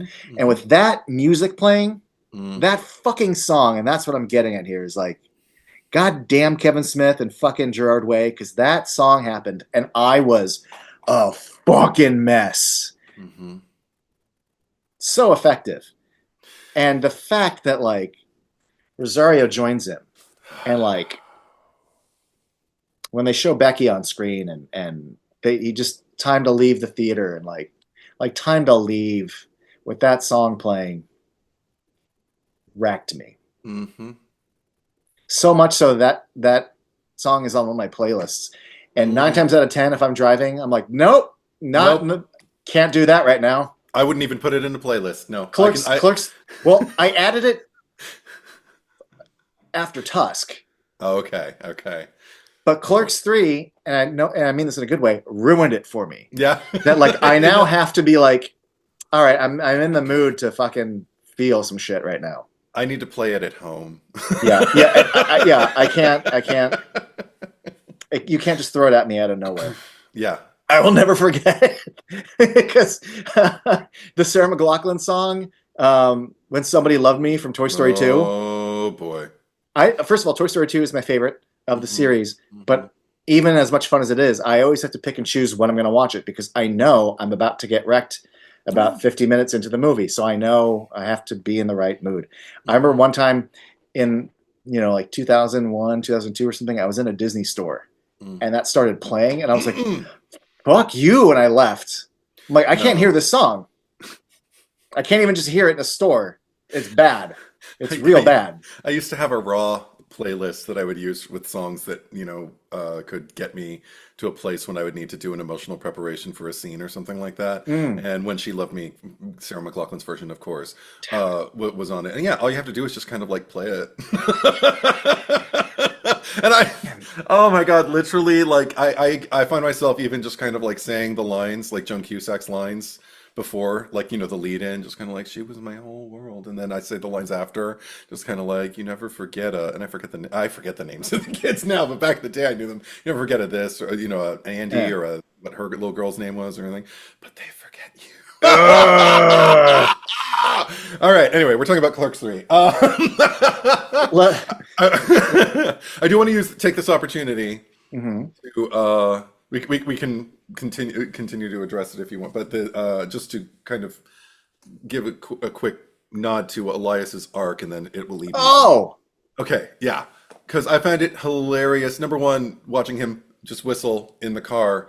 I didn't perceive this particular screening. I just saw it happening, and I was just kind of like, and I think I was taking a note, so I was like, oh, okay, so Elias is doing that with like his new family. So I forgot that when he walks in with his Silent Bob with what's his name? Blockchain Coltrane. Yeah, Wachim. When he walks in with him, at first, because I had forgotten, about their dynamic and everything, I was just kind of like, oh, okay, so that's his son. Oh no. I thought he was like literally driving, and then Randall kept writing him for being a virgin, and I was just kind of like, well, he's got a son. Why is he? And I had to go back because at a certain point I was just kind of like, oh, I think I misread that. I don't think that's his son. That's just his Silent Bob. And then I went back after I finished the movie just to see his entrance in the car, and I'm like, oh no, he's still there with like his parents, his now elderly parents. Yeah. And he even switches seats so his dad can get in the driver's seat and drive the car back home. So I'm like, oh, that's what that moment was. I thought it was like, now it's Elias's turn to be the patriarch, and the people is his wife and his kids. But anyway, okay, so that was corrected. That was self-corrected. But I love that it takes him about 30 seconds on his knees praying to God before he turns his back on him and starts praising Satan. And the way that it manifests, I mean, none of it's a surprise after watching him get drunk at the donkey show. Right. Like he's always had a penchant for the dark side. But the inventiveness, it's always funny every time he shows up in a new garb. Because I think a big part of it is just the way the actor, like, what's his name again? The actor who plays Elias? Okay, you have to look it up. My phone's dead. Eddie, there's a period in my life where I could just give you the answer. Me too. I don't remember anything anymore. 45 now, and yeah, It's I'm a year bullshit. older, and I'm destroyed. That's why I can't podcast anymore because I don't remember Trevor shit. Furman. Trevor. Trevor Furman. So when Trevor Furman, like, I mean, already just kind of like planted the seed with Clerks 2 so perfectly. Again, I hate character, but he captured something where I'm just kind of like, I know this isn't you. Like, this is something you've adopted, like there's a shift, there's a slight adjustment you've made to just kind of like become Elias on screen for us. And I appreciate it because you're fucking great at it. I love watching Hmm. him move into position in this movie. and um and just I don't know, there's a dignity with which he carries himself every time he appears in a new kind of Satanist drag. and I I don't know. I respect it because the joke lands, but so does his authenticity, like within like the framework of the world. Like it's not compromised. He is not just like a cartoon character bouncing in, going like, "No, I'm a Satanist." No, Right. he is a human being with emotions and thoughts, and you know, Oh, and and it works for the joke, but then it works later, like you mentioned, like in the hospital when he confronts Randall. But I think the epitomal moment for me that he captures in this movie is when everything that we've been discussing has already been passed, and we're at the funeral, and he's in yet another, uh, uh, I don't know, show-stopping number, mm. and he says with all of the yeah, endearing commitment, but also not taking it so seriously that it's just kind of like, oh, it doesn't ruin the moment, it only enhances it. Goes, Dante's infierno, no, Dante's paradiso, yes. And I'm like, See. see, sorry, I wrote yes. See, so fucking sweet, and everything I needed from him, everything I needed that moment to be, because I get it, and it suits the world perfectly, and it also perfectly. Again, Kevin Smith understands how to like set it up so I can drop my guard, so he can just. I'm bowling pins, and he's just chucking balls at me Mm. because the pins get set up again with that, see. And I'm like, oh, that's sweet. And then I see Randall. And he goes up and he says, didn't he say something? He precedes it with like something like, some of you already know what I'm going to say, or something like that. But then he just says, you're not even supposed to be here. And I'm like, fuck you, Kevin Smith. Stop making me cry. I keep getting cleaned up. I keep kind of like Uh-huh. not fully regaining my composure, but thinking I'm okay. I'm through the tunnel. I'm over the mountain. I'm through the trellis. Whatever. Okay, we're clear. Fuck! Here's another fucking trellis. And Yeah. And yeah, and I appreciate he does a reverse of what some people criticize Marvel for doing, which is there's a dramatic beat, a dramatic moment, and they have to undercut it with a little line, a funny gag after. yeah, Sometimes you can't let the drama just sit. sure. This is the he and I'm not going people can complain about that. I'm just saying I'm not complaining about this, but he does the reverse of it, which is you'd think I'm going to quote something from Star Wars and say like this is the way, but instead I'd like Right, to right. quote There you The go. There you go. Departed. Right. And he could have Not. just said Yeah. I'm quoting Dante and then said that, but instead he's like, no, I need to give you a laugh before I make you cry. Yes. Yes. There So you now go. we're going to make a joke about the movie The Departed.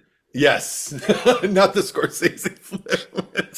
Right. That's right. That's right. I didn't have enough time to write And that one I am down. Silent Bob Uh, that moment because I remember seeing The Departed and I fucking loved every minute of it. And then that goddamn rat went across the screen and I'm like, I get it. Subtle. Real fucking subtle. So the fact that Randall throws that and then they cut to Silent Bob going, I'm like, that was me in the theater going,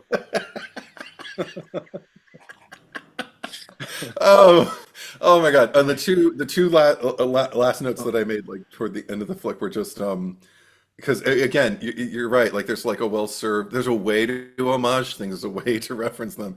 And it was when Emma makes her re-entry, and they find out that they, have all the money in the world now from the kites.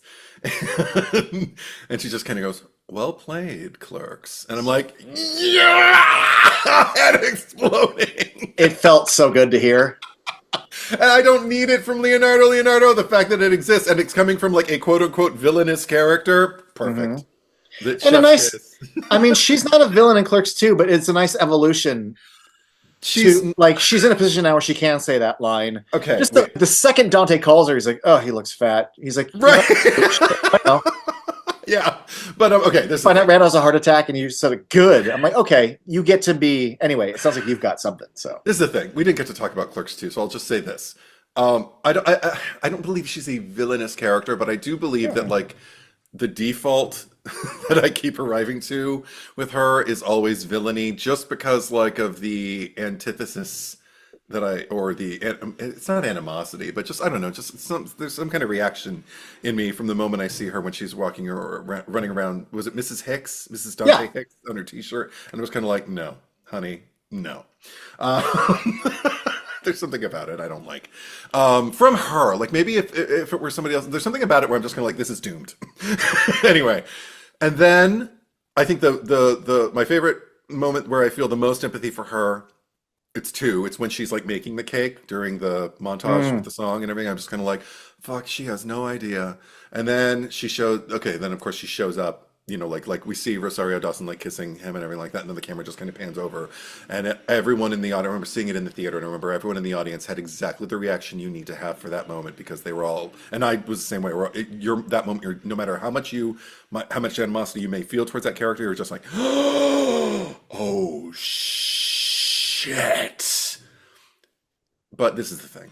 Doesn't she call Becky a fucking whore or something like that? Yeah. And I'm just like, okay, we didn't need that. Like, keep him, you whore, takes the ring. Keep him, you whore. And it's like, oh, okay, I understand you're hurting, but we don't, do we really, I mean, and if I can't say, if in that moment, if I'm her, but I can't, I'm trying to say, like, I'm trying to think, like, if I were in her position, would I do that? There's no gratification I get from calling the person who my fiance is cheating with a whore to their face as I chuck a ring at them. I mean, but maybe that's just, and also we never know. We never know until we're in it. But even that, I'm just kind of like, okay, you didn't need that.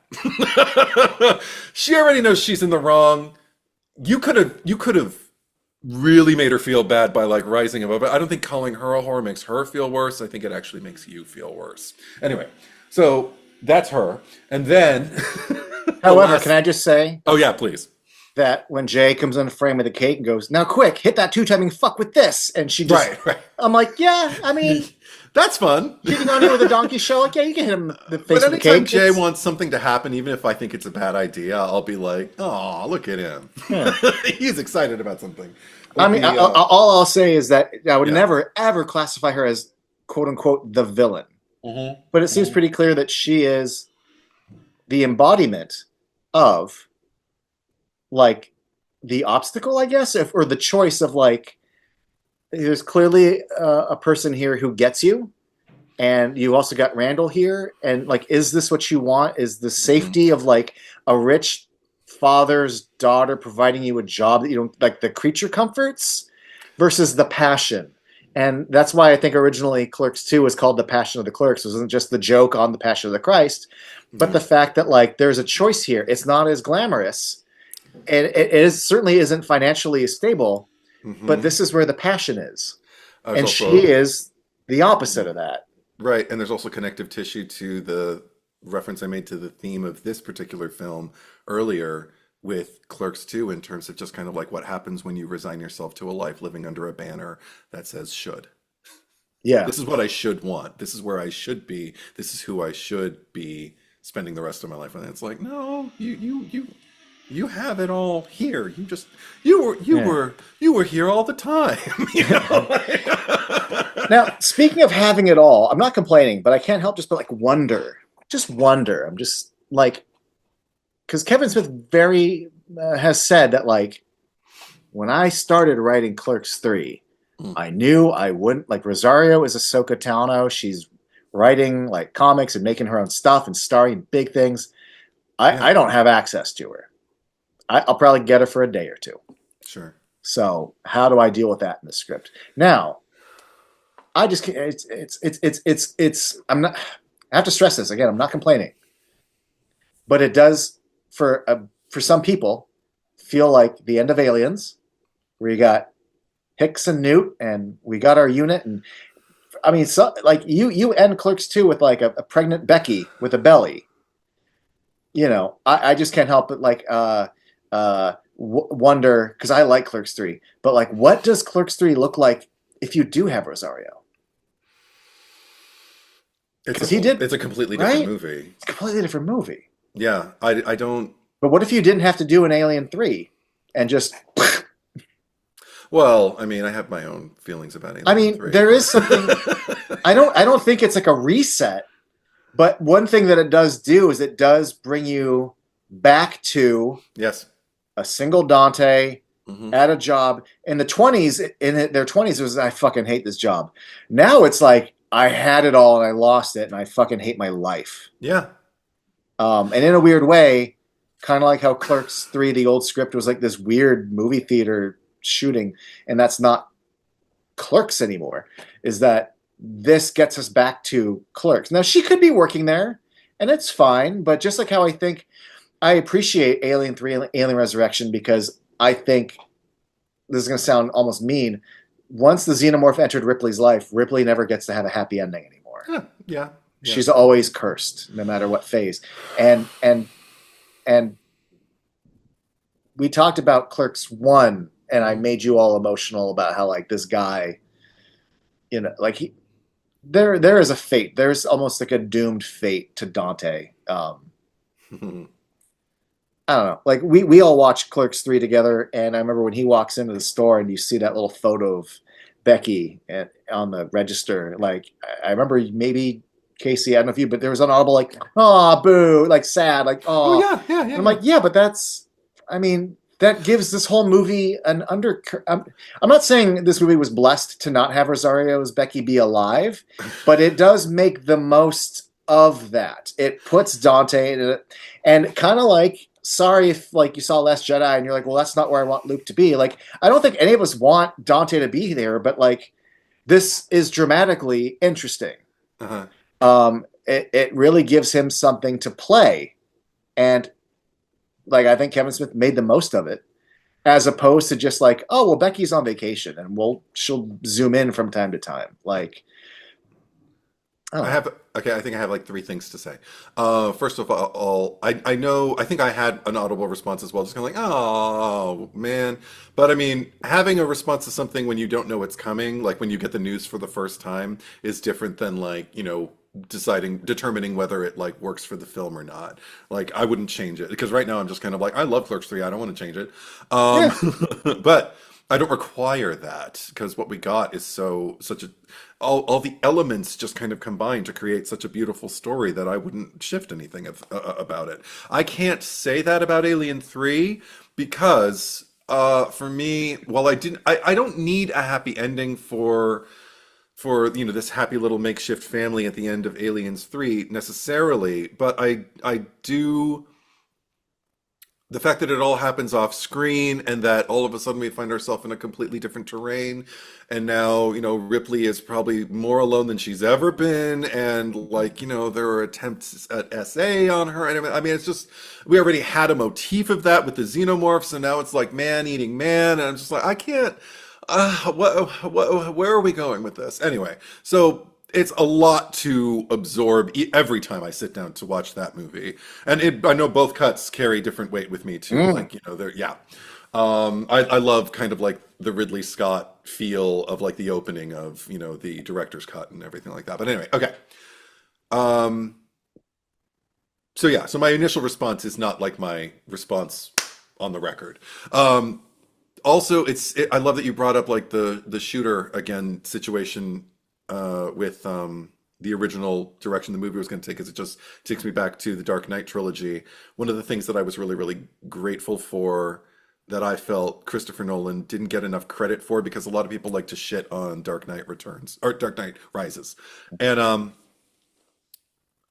I remember just thinking like, but he gave the franchise back to Batman. I feel like in the other runs, you know, even the ones that came after Dark Knight, we'll see where the Batman goes as soon as we get a sequel to that. But already there's a Penguin series and everything like that. Like his Rogues Gallery is so just poised to compel and enthrall and excite and just be interesting. And what is this take going to be? What is this, what are they, how are they a mirror to Batman in this particular chapter? Like, you know, the retelling of it and everything like that, that they're so interesting that I feel like Batman oftentimes just kind of like, you know, ends up becoming a non-character. He shows up, he does the things, but we stop mining after a while. And with Dark Knight Rises, we don't. We go right back to him. It's like Batman Begins, that's Batman's story. Then we get like Dark Knight, and it's Batman v Joker, and fucking Scarecrow for a little bit of time, and then Harvey Two-Face. Harvey's, But yeah.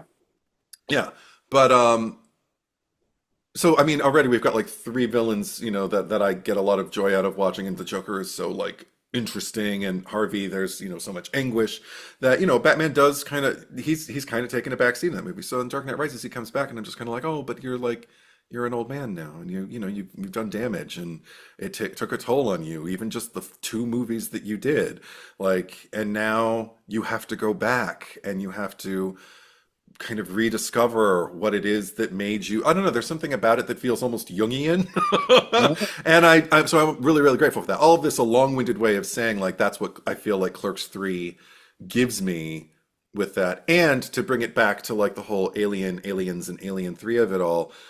The losses that Dante suffers, even though they are off screen, there's something about them and the fact that the way he has to deal with them that feels incredibly true to life, and that doesn't make me feel like I'm cheated because it happened off screen. I don't need to see, you know, I mean, I see enough in the flashback when he's in the hospital. I don't need to see like what happened to the body of like his you know, child. What Right, happened to, you know, I don't need any more details than we got. And everything that we get infused with as far as like, you know, him dealing with it, with the aftermath and carrying on, and even the way that like Becky tells him like, we knew each other for like such a short amount of time. I don't know the exact line, but you know, and you spent like, what was it, 15 years like mourning me, and you knew me for, you know, just a few months. Like, what, come on. Life is bigger than this. He's like, but my life, you know, and everything. I mean, all of that is so interesting and so not what Alien 3 is comprised of. That I don't It feel wasn't a direct comparison. no, but I don't feel like cheated of anything, you know? I don't Okay. feel just kind of like, oh, I wanted to see the Becky and Dante movie. I do. I am. When people Yeah. suffer Oh, loss, yes. that's what it's like. It cuts you, and you got to make a choice, and it's not like you make one Yeah. choice and Yeah. the choice is made and then everything's solved. Yes, you don't. It's hard. Here's my thing. My comparison is the end of almost every Resident Evil movie, setting something up, and then the next one going, no, never mind. Like that's like you feel cheated because that's being teed up, and then wiping Until the you slate. learn to accept that that's the nature of the franchise. Right, and then you go, oh, so every movie's going to end, and then they're going to reset their own starting point again. Got it. Yeah, a new Yeah. kid is playing with the same action figures. And Exactly. started a So whole yeah, I don't new- feel yeah. cheated either. I just want to point that out there, but I just can't help but wonder, well, what have it been if you know? It would have been different. It would have been something Yeah. completely different. Yeah. Speaking of comparison to third movies, because I mean, Randall gets to grow a little bit in Clerks too, but to me, he's a little more.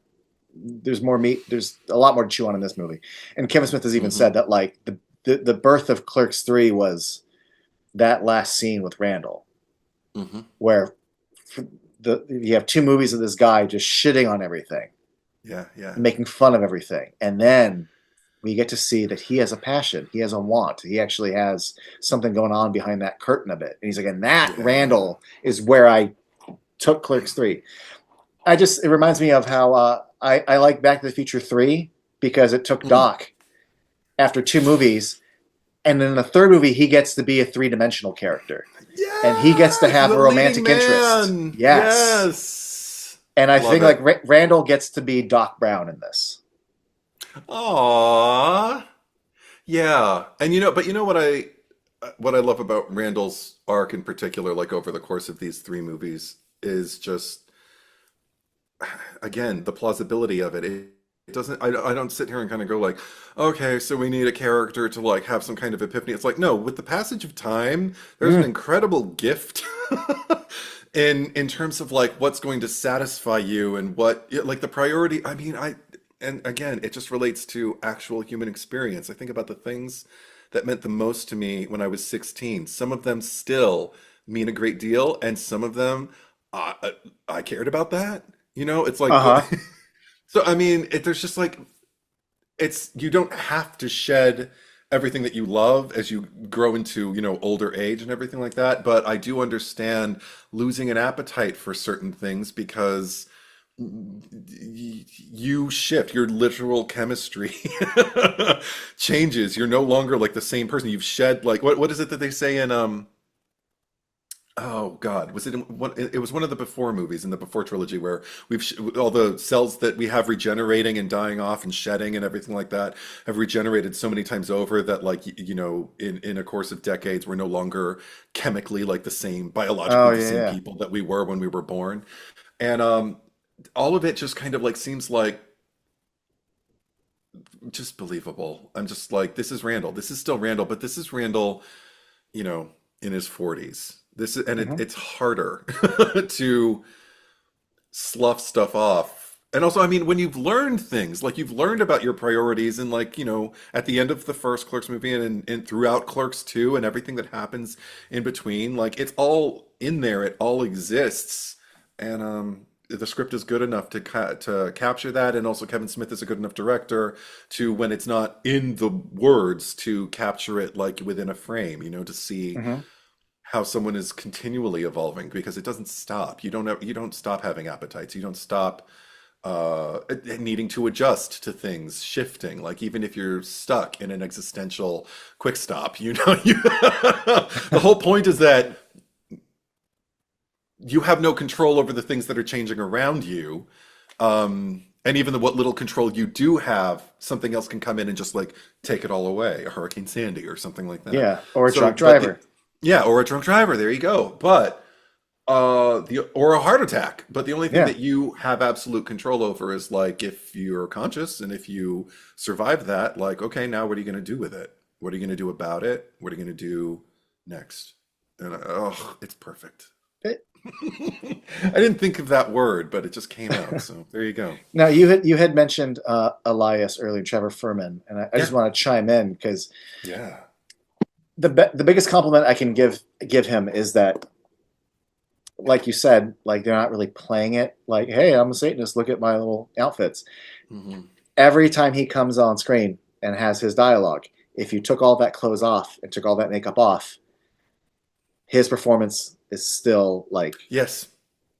he's not leaning into any of it No. because he's just letting his life path and his that is just the choice, and I'm committed, and it's like everything I say is who I am. I'm not playing up this at all. In fact, Yeah. sometimes the humor comes from how truthful he is versus how absurd he looks. When he's Yeah. holding the script and he's like, yeah, and he has like, I want to speak about this friar fuck character who seems to be a little obsessed with Jesus, and it's the hand. It's the hand and the seriousness with which he is saying this. Uh-huh. Fucking kills me. Gene Wilder had an And epiphany. Oh, and I'll what tell you I'm later. and what I'm getting at is Yeah. that the performance is there, but you have to play it straight in Hmm. order for it to be funny with all that other shit that you're wearing. Hmm. You have to play it as committed as possible. You do. Um, and attention must be paid. I forget her name, like the costume designer for the movie, Oh. because they went into that movie. That was not when they went into production. That was not a running gag. I think he Oh. was just going to evolve some King Diamond T-shirts and stuff. And Trevor Furman had this idea of like, what if, and then what if it just gets, and over the course of the movie it gets worse, and like there wasn't really like a budget for that. So the fact that she went out and like thrifted and ordered, but like she made all that work within a very restricted budget Yep, yep. That's how you do it. and pulled off Mm-hmm. magic. Mm-hmm. I mean, it's really impressive how much was achieved with how little financially they were given. Oh, that's gorgeous. So all the flowers, all the fucking flowers. Yes. Oh my God, I love like budgetary restraints because you Yeah. have to get inventive then. You have to like, pull out all the stops and find some other Like way. I And think they ordered the Priswig like online. Like just first mm. of all, again the references, the new references, like Blues Brothers. He Yeah. walks in with the fucking blonde wig and the Pris eye makeup, and Hmm. I just immediately was like, bah. And the fact that Randall's like, oh, Blade Runner, nice. What's Blade Hmm. Runner? That's right. Oh, I also thought like Ah, I think I mentioned earlier like he could be the Kite Avenger, but like if like you could call him the Kite Runner. And ah. it's like adjacent to Blade Runner, which sounds more badass, but if he's a kite runner, I don't know. There's a joke in there somewhere. But also, just in terms of the integrity of his performance, I agree because it's not a joke to him. He's taking this very seriously. He is Very. a Satanist now, and that's hilarious because he takes it so seriously. But it reminds me of Gene Wilder. He had to do that scene, that whole bit in Everything You Always Wanted to Know About Sex But Were Afraid to Mm. Ask, where he's in love with a sheep. And he had a lesson early in his career where he was watching a Charlie Chaplin movie where I think it was at the circus or something like that.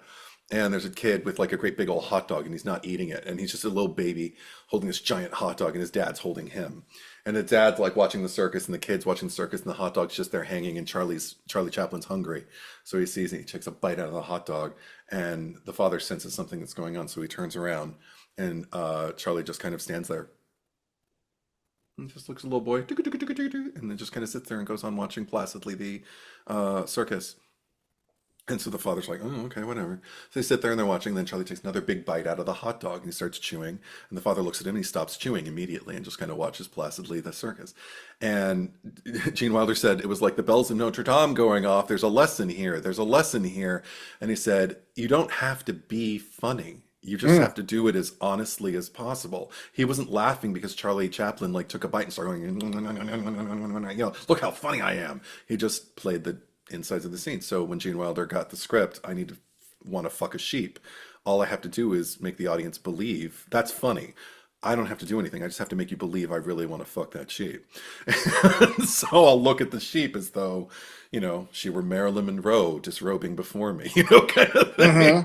Hmm. And it works. And I feel like Elias is kind of like Exhibit C now. Oh yes. Because you're right. He's not playing the joke, and he never did. He didn't do it in the second movie, and he doesn't do it here. It's just Oh the joke yeah, dude. is The what you're housed in. Yeah. the pillow pants speech. Oh! But I mean, Oh my God. he's playing. This is fact. Hmm. It doesn't work if you're kind of hamming it up a bit.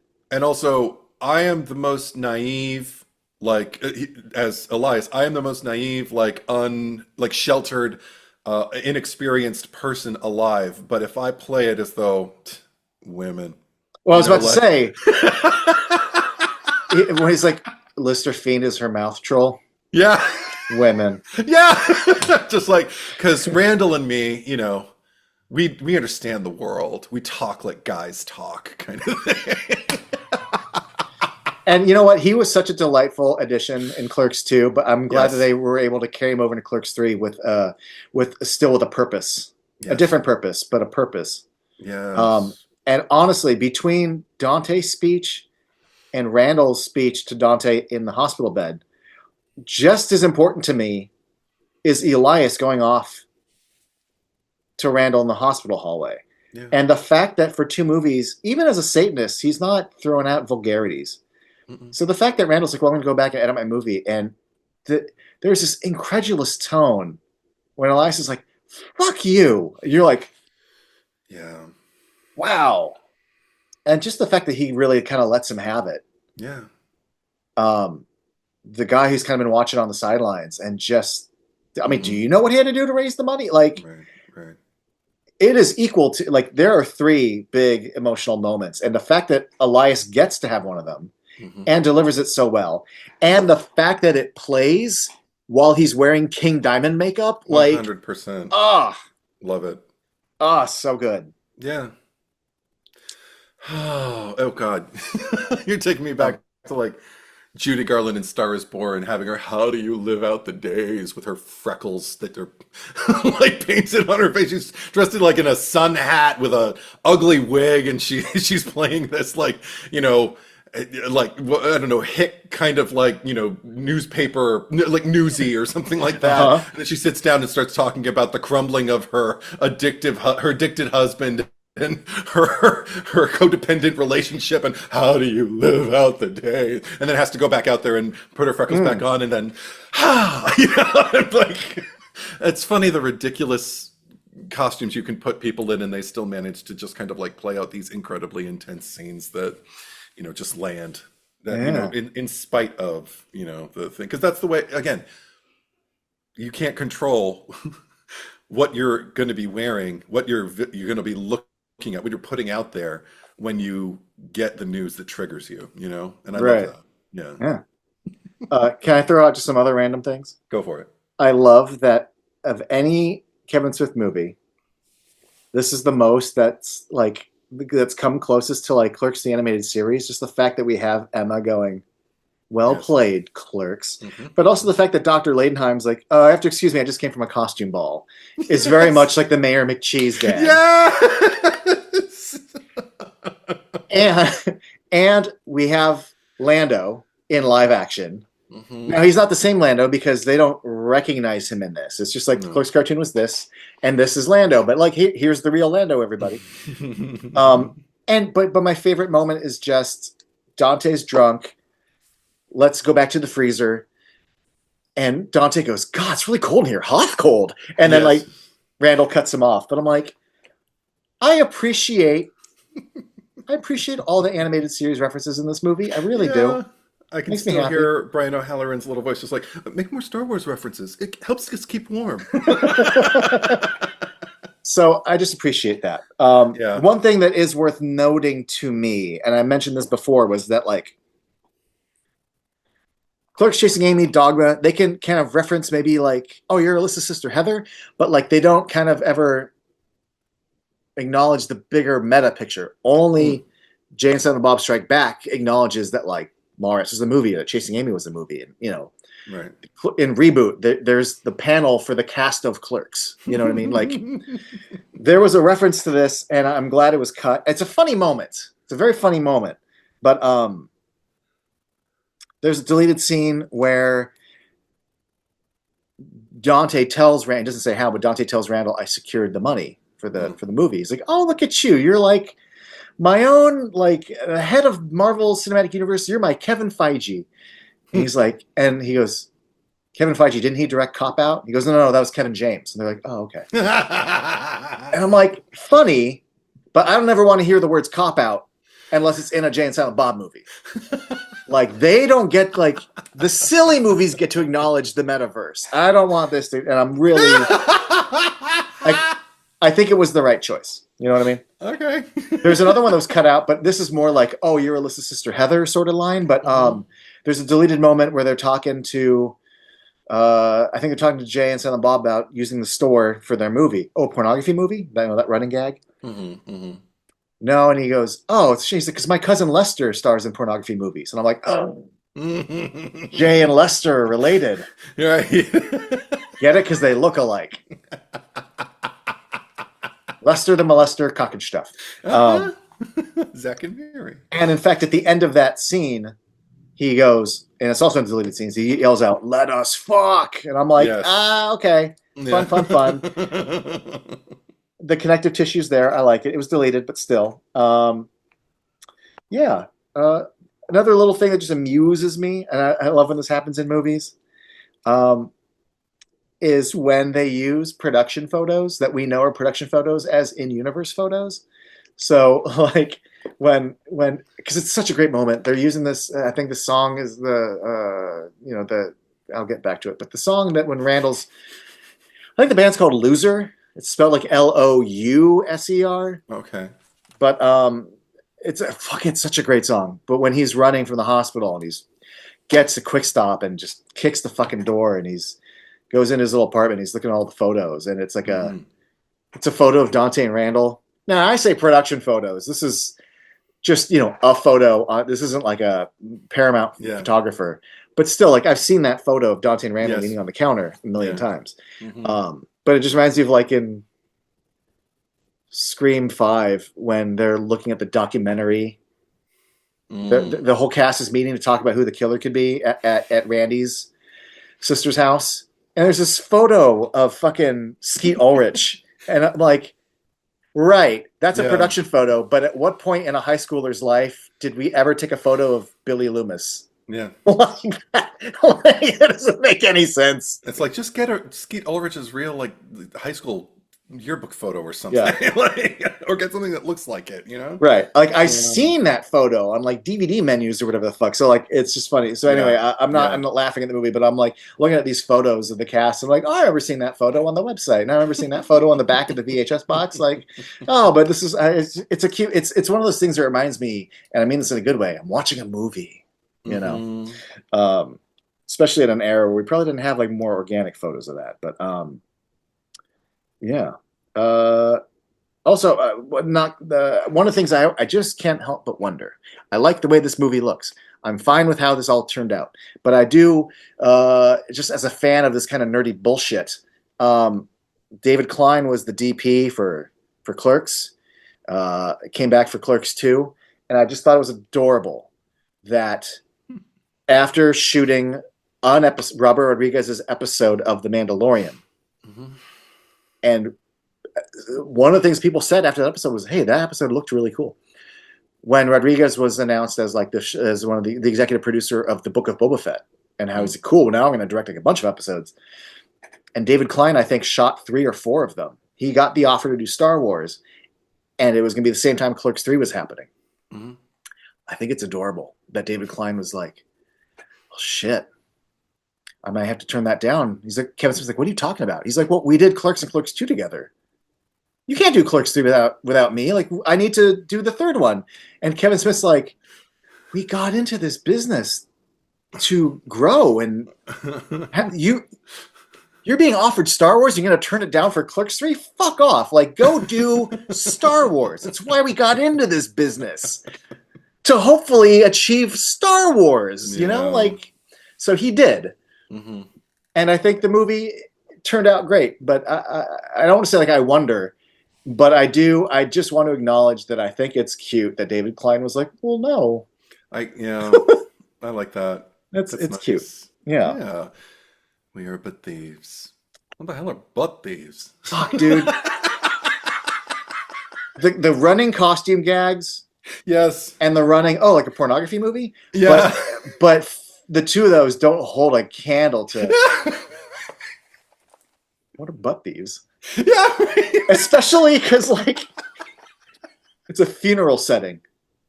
Yes. And he's standing there doing "But we are but thieves." Yeah. And Millie leans over to Jay. "What the fuck are butt thieves?" Yeah, right. I love "We Are Butt Thieves." So good. So good. Yeah. I also just love Deck was plucky as shit, just like you.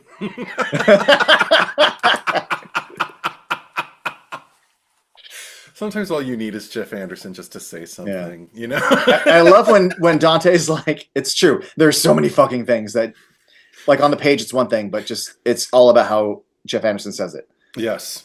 When Dante's like, did he even get an action figure? I was about to be like, actually, yes, he did in the Black Series, but that was like in like 2019, 2018. Oh, And the fact that Randall just goes, "Well, not in the original line." I'm like, yes, correct. Not like, but he eventually did. I don't know if Kevin Smith or Randall in universe know that eventually he did, but he is correct. He didn't originally. Yes. And I love that line is specific. If the because word I have the Dak figure. It came with the snow speeder. If the word originally was introduced, there's a reason for it. Yes. But it is fun. The Black Series snow speeder comes with the Dak figure. Yeah. One of my earliest confrontations with mortality, by the way, like watching Star Wars and Empire and Jedi in like preschool, in like the daycare afterwards, where you're waiting for your parents to get picked up. Mm-hmm. They used to have little VHS copies of Star Wars, and I remember when the back of the snowspeeder gets shot, and then like Luke's like Dak, and he turns around and you just see like this body kind of like limped over and some sparks are going. I was like, the body doesn't, you're not alive anymore. Like that was one of my earliest confrontations of like death Oh, wow. depicted, where like there's a body on screen and it's not alive anymore. Like his little body slumped over is like, I don't know. I have a very visceral reaction to that shot, even to this day. Yeah, I'm trying to. It's interesting. You're making me think. Like, did I have something like that? Because Like I think I knew what death was. Like maybe cartoon characters, but I don't think I'd ever seen a human be dead before. hmm And that fucked me up when I was a kid. I was like, oh, I had a real curiosity around it when I was a child, to the point where when we finally lost someone in our family, an aunt of mine on my dad's side, I remember this is the first time I saw my dad cry that I can remember. And I remember going to the funeral and I wanted to see the body because I was just curious, uh-huh. I just want to know, does she look the same? And, like, what does she look like when she's dead? What does a person look like when they die? And I didn't even articulate that much, but I was curious. And I remember my mom just saying, like, are you sure? Because, they don't look the same. I'm like, well, now I really want to see. And I remember I went and I saw it and I was like, oh yeah, that's different. Yeah. I think mine was an actual dead body. Because in movies and stuff like that, I mean, like Wicked Witch of the West, I don't know. Like, the body parts in Little Shop of Horrors, Annie's parents, I don't, but I never really, not like an intact person with a life Yeah. that you've seen them and now the life has gone out of them. I don't know. I'd really have to think about what I watch, because everything in the movies that I watched that even had death in it, like the horror movies like Frankenstein and Dracula, they were all undead, so nobody really died, and they always came back in the sequels. So, I wonder. I don't know. Yeah, Michael and Myers, there's something too Judith about Myers, maybe? we I don't don't know. see his face. We see the back of his helmet. So like Yeah, there's a mystery to it, and just the fact that yeah. his little head shook a little bit, like it just bothered me. God, you're gonna have me Yeah. musing on this like for the rest of the week. Yeah. What other movies do Yeah, we and see? you have me Anyway, musing now because like I've seen two dead bodies at funerals, and both ah, times I didn't want to. oh, I see. But and in both times it was someone else going, "Hey, I want to go up, but I don't want to walk alone. Will you go with me?" And I was like, "Well, now that you're asking, like, yes, I will go with you because you Oh need my assistance God. from me, and I will be your Right. friend." But I had zero intention of going up both times, Oh and wow. yet both times I did. I know for sure I've I seen three people I knew, but Yeah. and also, well, now I do medical delivery, so sometimes you end up in a place you're like, ah, I'm in the wrong place. But anyway, Yeah, I've seen another one, but that's a whole different context, and I yeah, won't get into it. whole different But context. Yeah.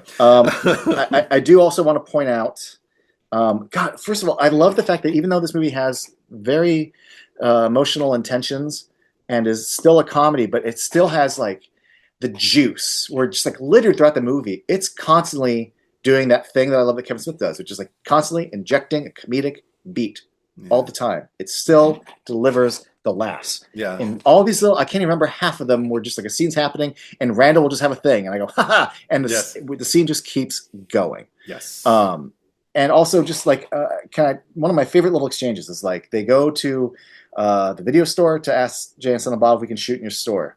And they're like, "Bah, like, what the fuck? We heard you were dead, you know?" Hmm. And he goes, "Yeah." He was like, "Well, uh, I was taking a shit in the high grass, and a rattlesnake came up and it bit me right on the asshole. But like a good friend, Dante sucked the poison out." Here's what's funny: Yes. the very next moment is Jay Yes. going, "See, it happened to them Happened too, to them man." too. Yes. I wrote that one down too. It's like 0.5 seconds of the movie. And it gives you, I love shit like that because there's this whole world that we're not privy to of Jay and Silent Bob's life. Yeah. See it happen They, to them too, man. yeah, they could say anything at this point and we'd be like, I want to see that movie. Right. Also, there's two different beats. They're different, but they're similar that kill me. One is just, he's like, it's the thing where, oh, that's a scene in the movie. He's like, oh, he could be in the movie. And then Elias goes like, oh, maybe Jay and Silent Bob could be characters in your movie. That is the dumbest idea I've ever heard. But can I tell you what gets a laugh? And I saw that movie 3 times with the crowd, and it got a laugh every single time. Is when they decide Randall's going to play Randall and Dante should play Dante, and he asks Elias to play Elias. And Dante's like, you can't just take normal people and make them into movie stars. And then Jay and Silent Bob walk into the store. Yeah. It's not just laughter; it's like applause. Yeah. Like it's cute because it's actually a celebration of Jay. Mm-hmm. Oh, Totally, I just love totally. it. It's so good. And Um, everybody who's basically like in that sequence that follows, like like when we oh, yeah. just a whole series of like people who just happen to know Kevin Smith, you know. But of everyone, like Jay went on to become Yeah, like, yeah, yeah. as Alan Rickman would say, a true American icon. Uh, Hmm. fuck, I feel bad. I'm forgetting his name, and I'm How trying to. dare you? Feel bad, feel all the bad. I do feel bad. But what I wanted to mention was that um, this is not like a nitpick because movies are what movies are. But Clerks 2 was filmed at an ex Burger King in Mm, Buena Park. yeah. It is since gone. It's demolished. It does not exist. So when they say, we're going to shoot the donkey scene where it happened, movies, our movies? Yeah. And I'm like, that's not our movies. Like I instantly Oh. recognize that it's not, but a suspension of disbelief because things get not redesigned, but you know what I mean. Oh, Design. yeah. When you take a building and you update it, you change it. Yeah, yeah, That's yeah. fine. That's my segue though to when they go there and they have to smoke out the people who work there in order to get us to Oh, shoot. yeah, yeah. I love that Kate Micucci is there, Me not just too. because one, national treasure, Yes. two, hilarious, Yes. but three, she played a movies employee in Jane and Silent Bob reboot, so I love that connectivity.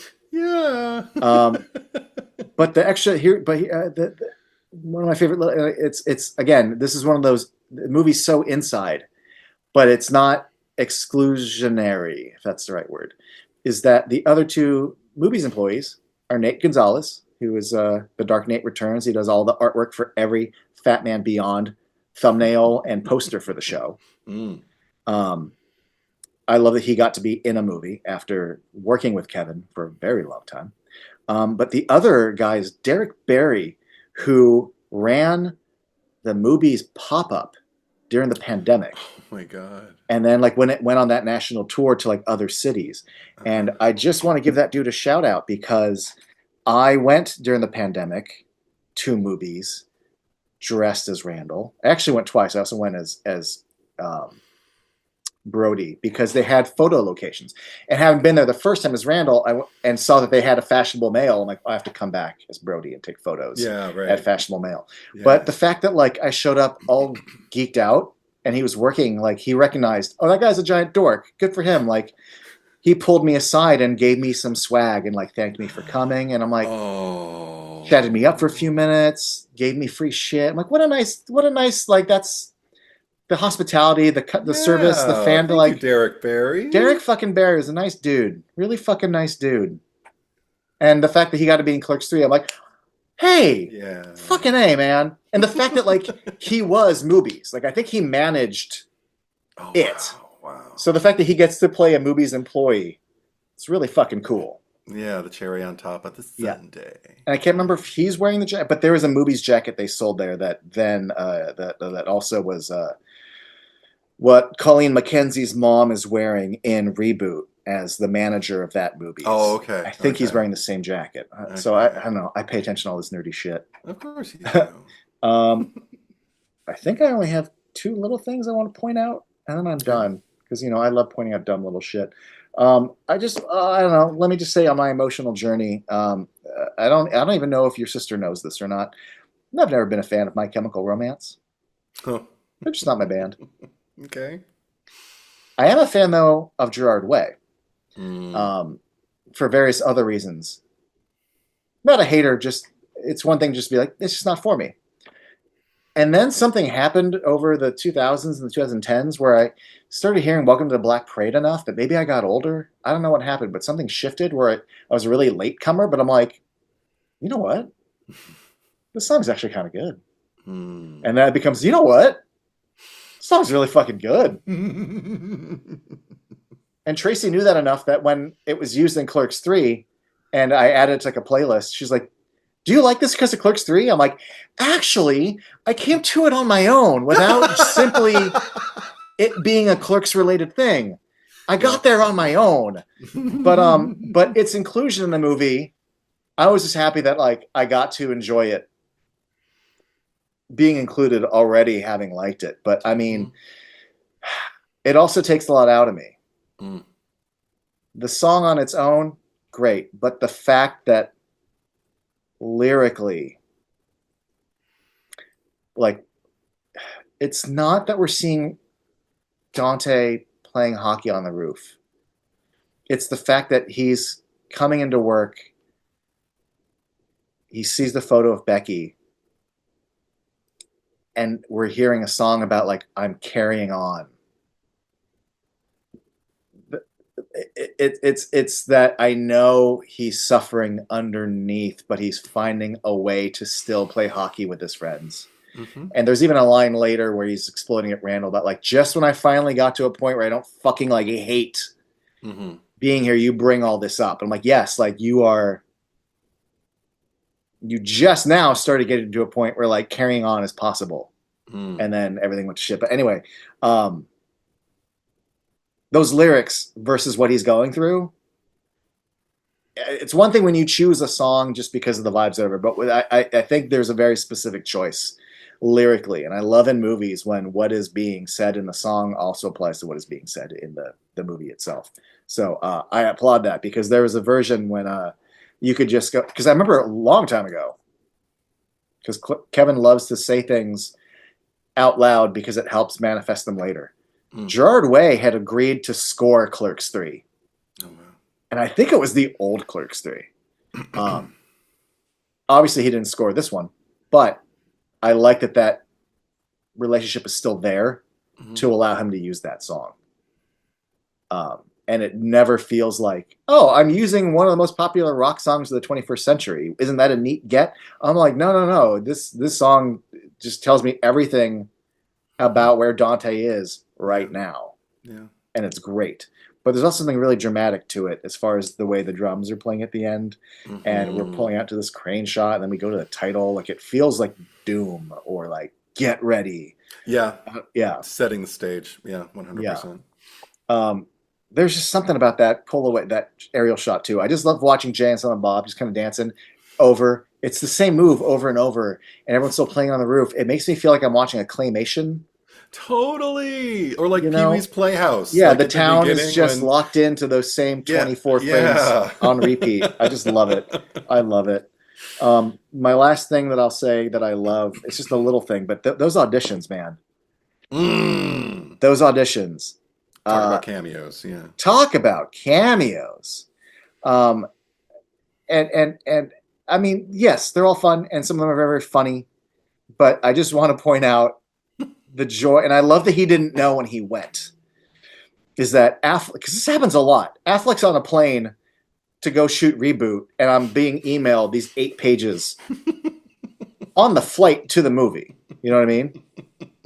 So he doesn't even know what he's doing when he gets to Clerks 3. Do you know this story? No, I do not. So he gets to set, and Kevin hands him the script. Or not the script, but like basically, hey, take a look at who you're playing. And it's Boston John. And way back in the message board days, so like the late 90s, like 95 through like 98 or whatever, of the View Askew boards, there was a poster who would post on there, and his name was Boston John. And you know, he had his 2 cents about, hey, this is where I forget specifically. I can't remember. I think if a memory serves, I think Affleck might have jumped on the message boards too and engaged with him. But he did like kind of bust Kevin's balls a bit about this guy. Let's see if I can pull up the yeah, Kevin Smith was talking about how like the people on the message boards are like my bosses. These are the ones who buy tickets and all that. And Boston John would complain that like the message board sucks. You know, you need to shut the message board down. This community is bad. And Affleck was like, who's this fucking guy, Boston John, telling you what to do, basically? But there was a lot of, I think Affleck might have engaged with them, but it was there was a period of time where it was funny that this guy Boston John was kind of knocking his nuts a bit. So the fact that like Affleck's like, I gotta play Boston John, like he's never met Boston John. He doesn't know what Boston John's like. But the fact that he gets to use his Boston accent and not be Holden again, Mm-hmm. you know, to Yeah. not be fucking like Bartleby or whoever the fuck again. Mm-hmm. But hey, I brought you to set, and guess what? You get to have fun. You get to put on your Boston accent. You get to do something new. It's a really deep cut for you and me and anyone who knows the message boards. And it's adorable. Yeah, that's cute. I love when Kevin lets Affleck play. Mm-hmm. I think it's cute, especially as you get older and you're men and you're bogged down by life. And Affleck got on a plane and got to play. Yeah. Makes me happy. Me too. And Ethan Suplee, even though he's auditioning for Clerks, gets to say the sailboat line. And you're like, fuck yeah, dude. Yes. Love Fuck seeing yeah. that. Yeah. Yeah. It makes me happy. Yes. Between the sailboat, and it could just been a random line, but the fact that he's like, that came from a really personal place. I'm like, oh, so you are Willem, you know? Yeah. But then other Willem's there. And then, yeah. And then I love that he keeps bringing back the fucking, oh, God, I want to remember his name. I want to give him his flowers, too. The kid from Clerks 2. No, the kid from Jay and Silent Bob Strike Back. Mm-hmm. One of the two kids buying the weed. Put that shit in my hand. Yeah, Jake Richardson. They brought him back for Clerks 2. They brought him back for Reboot. They keep bringing him back. Yeah. And it's usually just for a line or two. But Yeah. it warms my heart to see him on screen. And he goes, this sounds like a guy I used to buy weed from. I'm like, yes. Like, never stop letting the Askewniverse be the Askewniverse. Absolutely. I don't know if I ever want a Clerks 4, but like, honestly, if you want to have Dante as a ghost, and like, let's go. I know. I think we recorded way earlier in the year that Star Wars was supposed to film this year. Sorry, Jay and Silent Bob, Star Wars. Mm-hmm. Then got shut down because, unfortunately, tariffs, specifically the U.S.-Canada relations, and because it was supposed to film in Vancouver. And at the time, we were like, boo. And I was like, fuck, the fucking tariffs took away my Jay and Silent Bob movie. It's funny what a difference a few months can make, because now they are filming next year. So we are getting Jay and Silent Bob Star Wars. It just got delayed by a whole fucking year. So I love that we're still getting more. Mm-hmm. I say bring it on. Yeah. I'm always going to want more. Yeah. You know, who knows if we're ever going to get Tusks. Who knows if we're ever going to get Moose Jaws. Moose Jaws. Yeah, I'm still waiting. But Star Wars, who knows if we're going to get Mallrats too. Mm. But it looks like Star Wars is happening next, and I welcome that. Yeah. Okay. Do you have anything else? I feel like you're done. I'm done. Yeah. I'm done. So we'll be back for the 4:30 movie. But until then, I want to thank you for joining me. It's always fun talking about this shit with you. Oh, me? Yeah. Thank you, Eddie, for joining me. I thought you were talking to the viewers, like No. you. But thank you. Yeah, it's always a pleasure, and it's always insightful, and it warms my heart, and it's funny, and blah, blah, blah, blah, blah. Thank you. I feel the same. I'm sorry. I'm feeling my COVID vaccination right now. I'm starting to lose fuel. So we'll have a heartfelt exchange next time. Yeah. But thank you all for those of you who watch all the way to the end. I appreciate you. And until next time.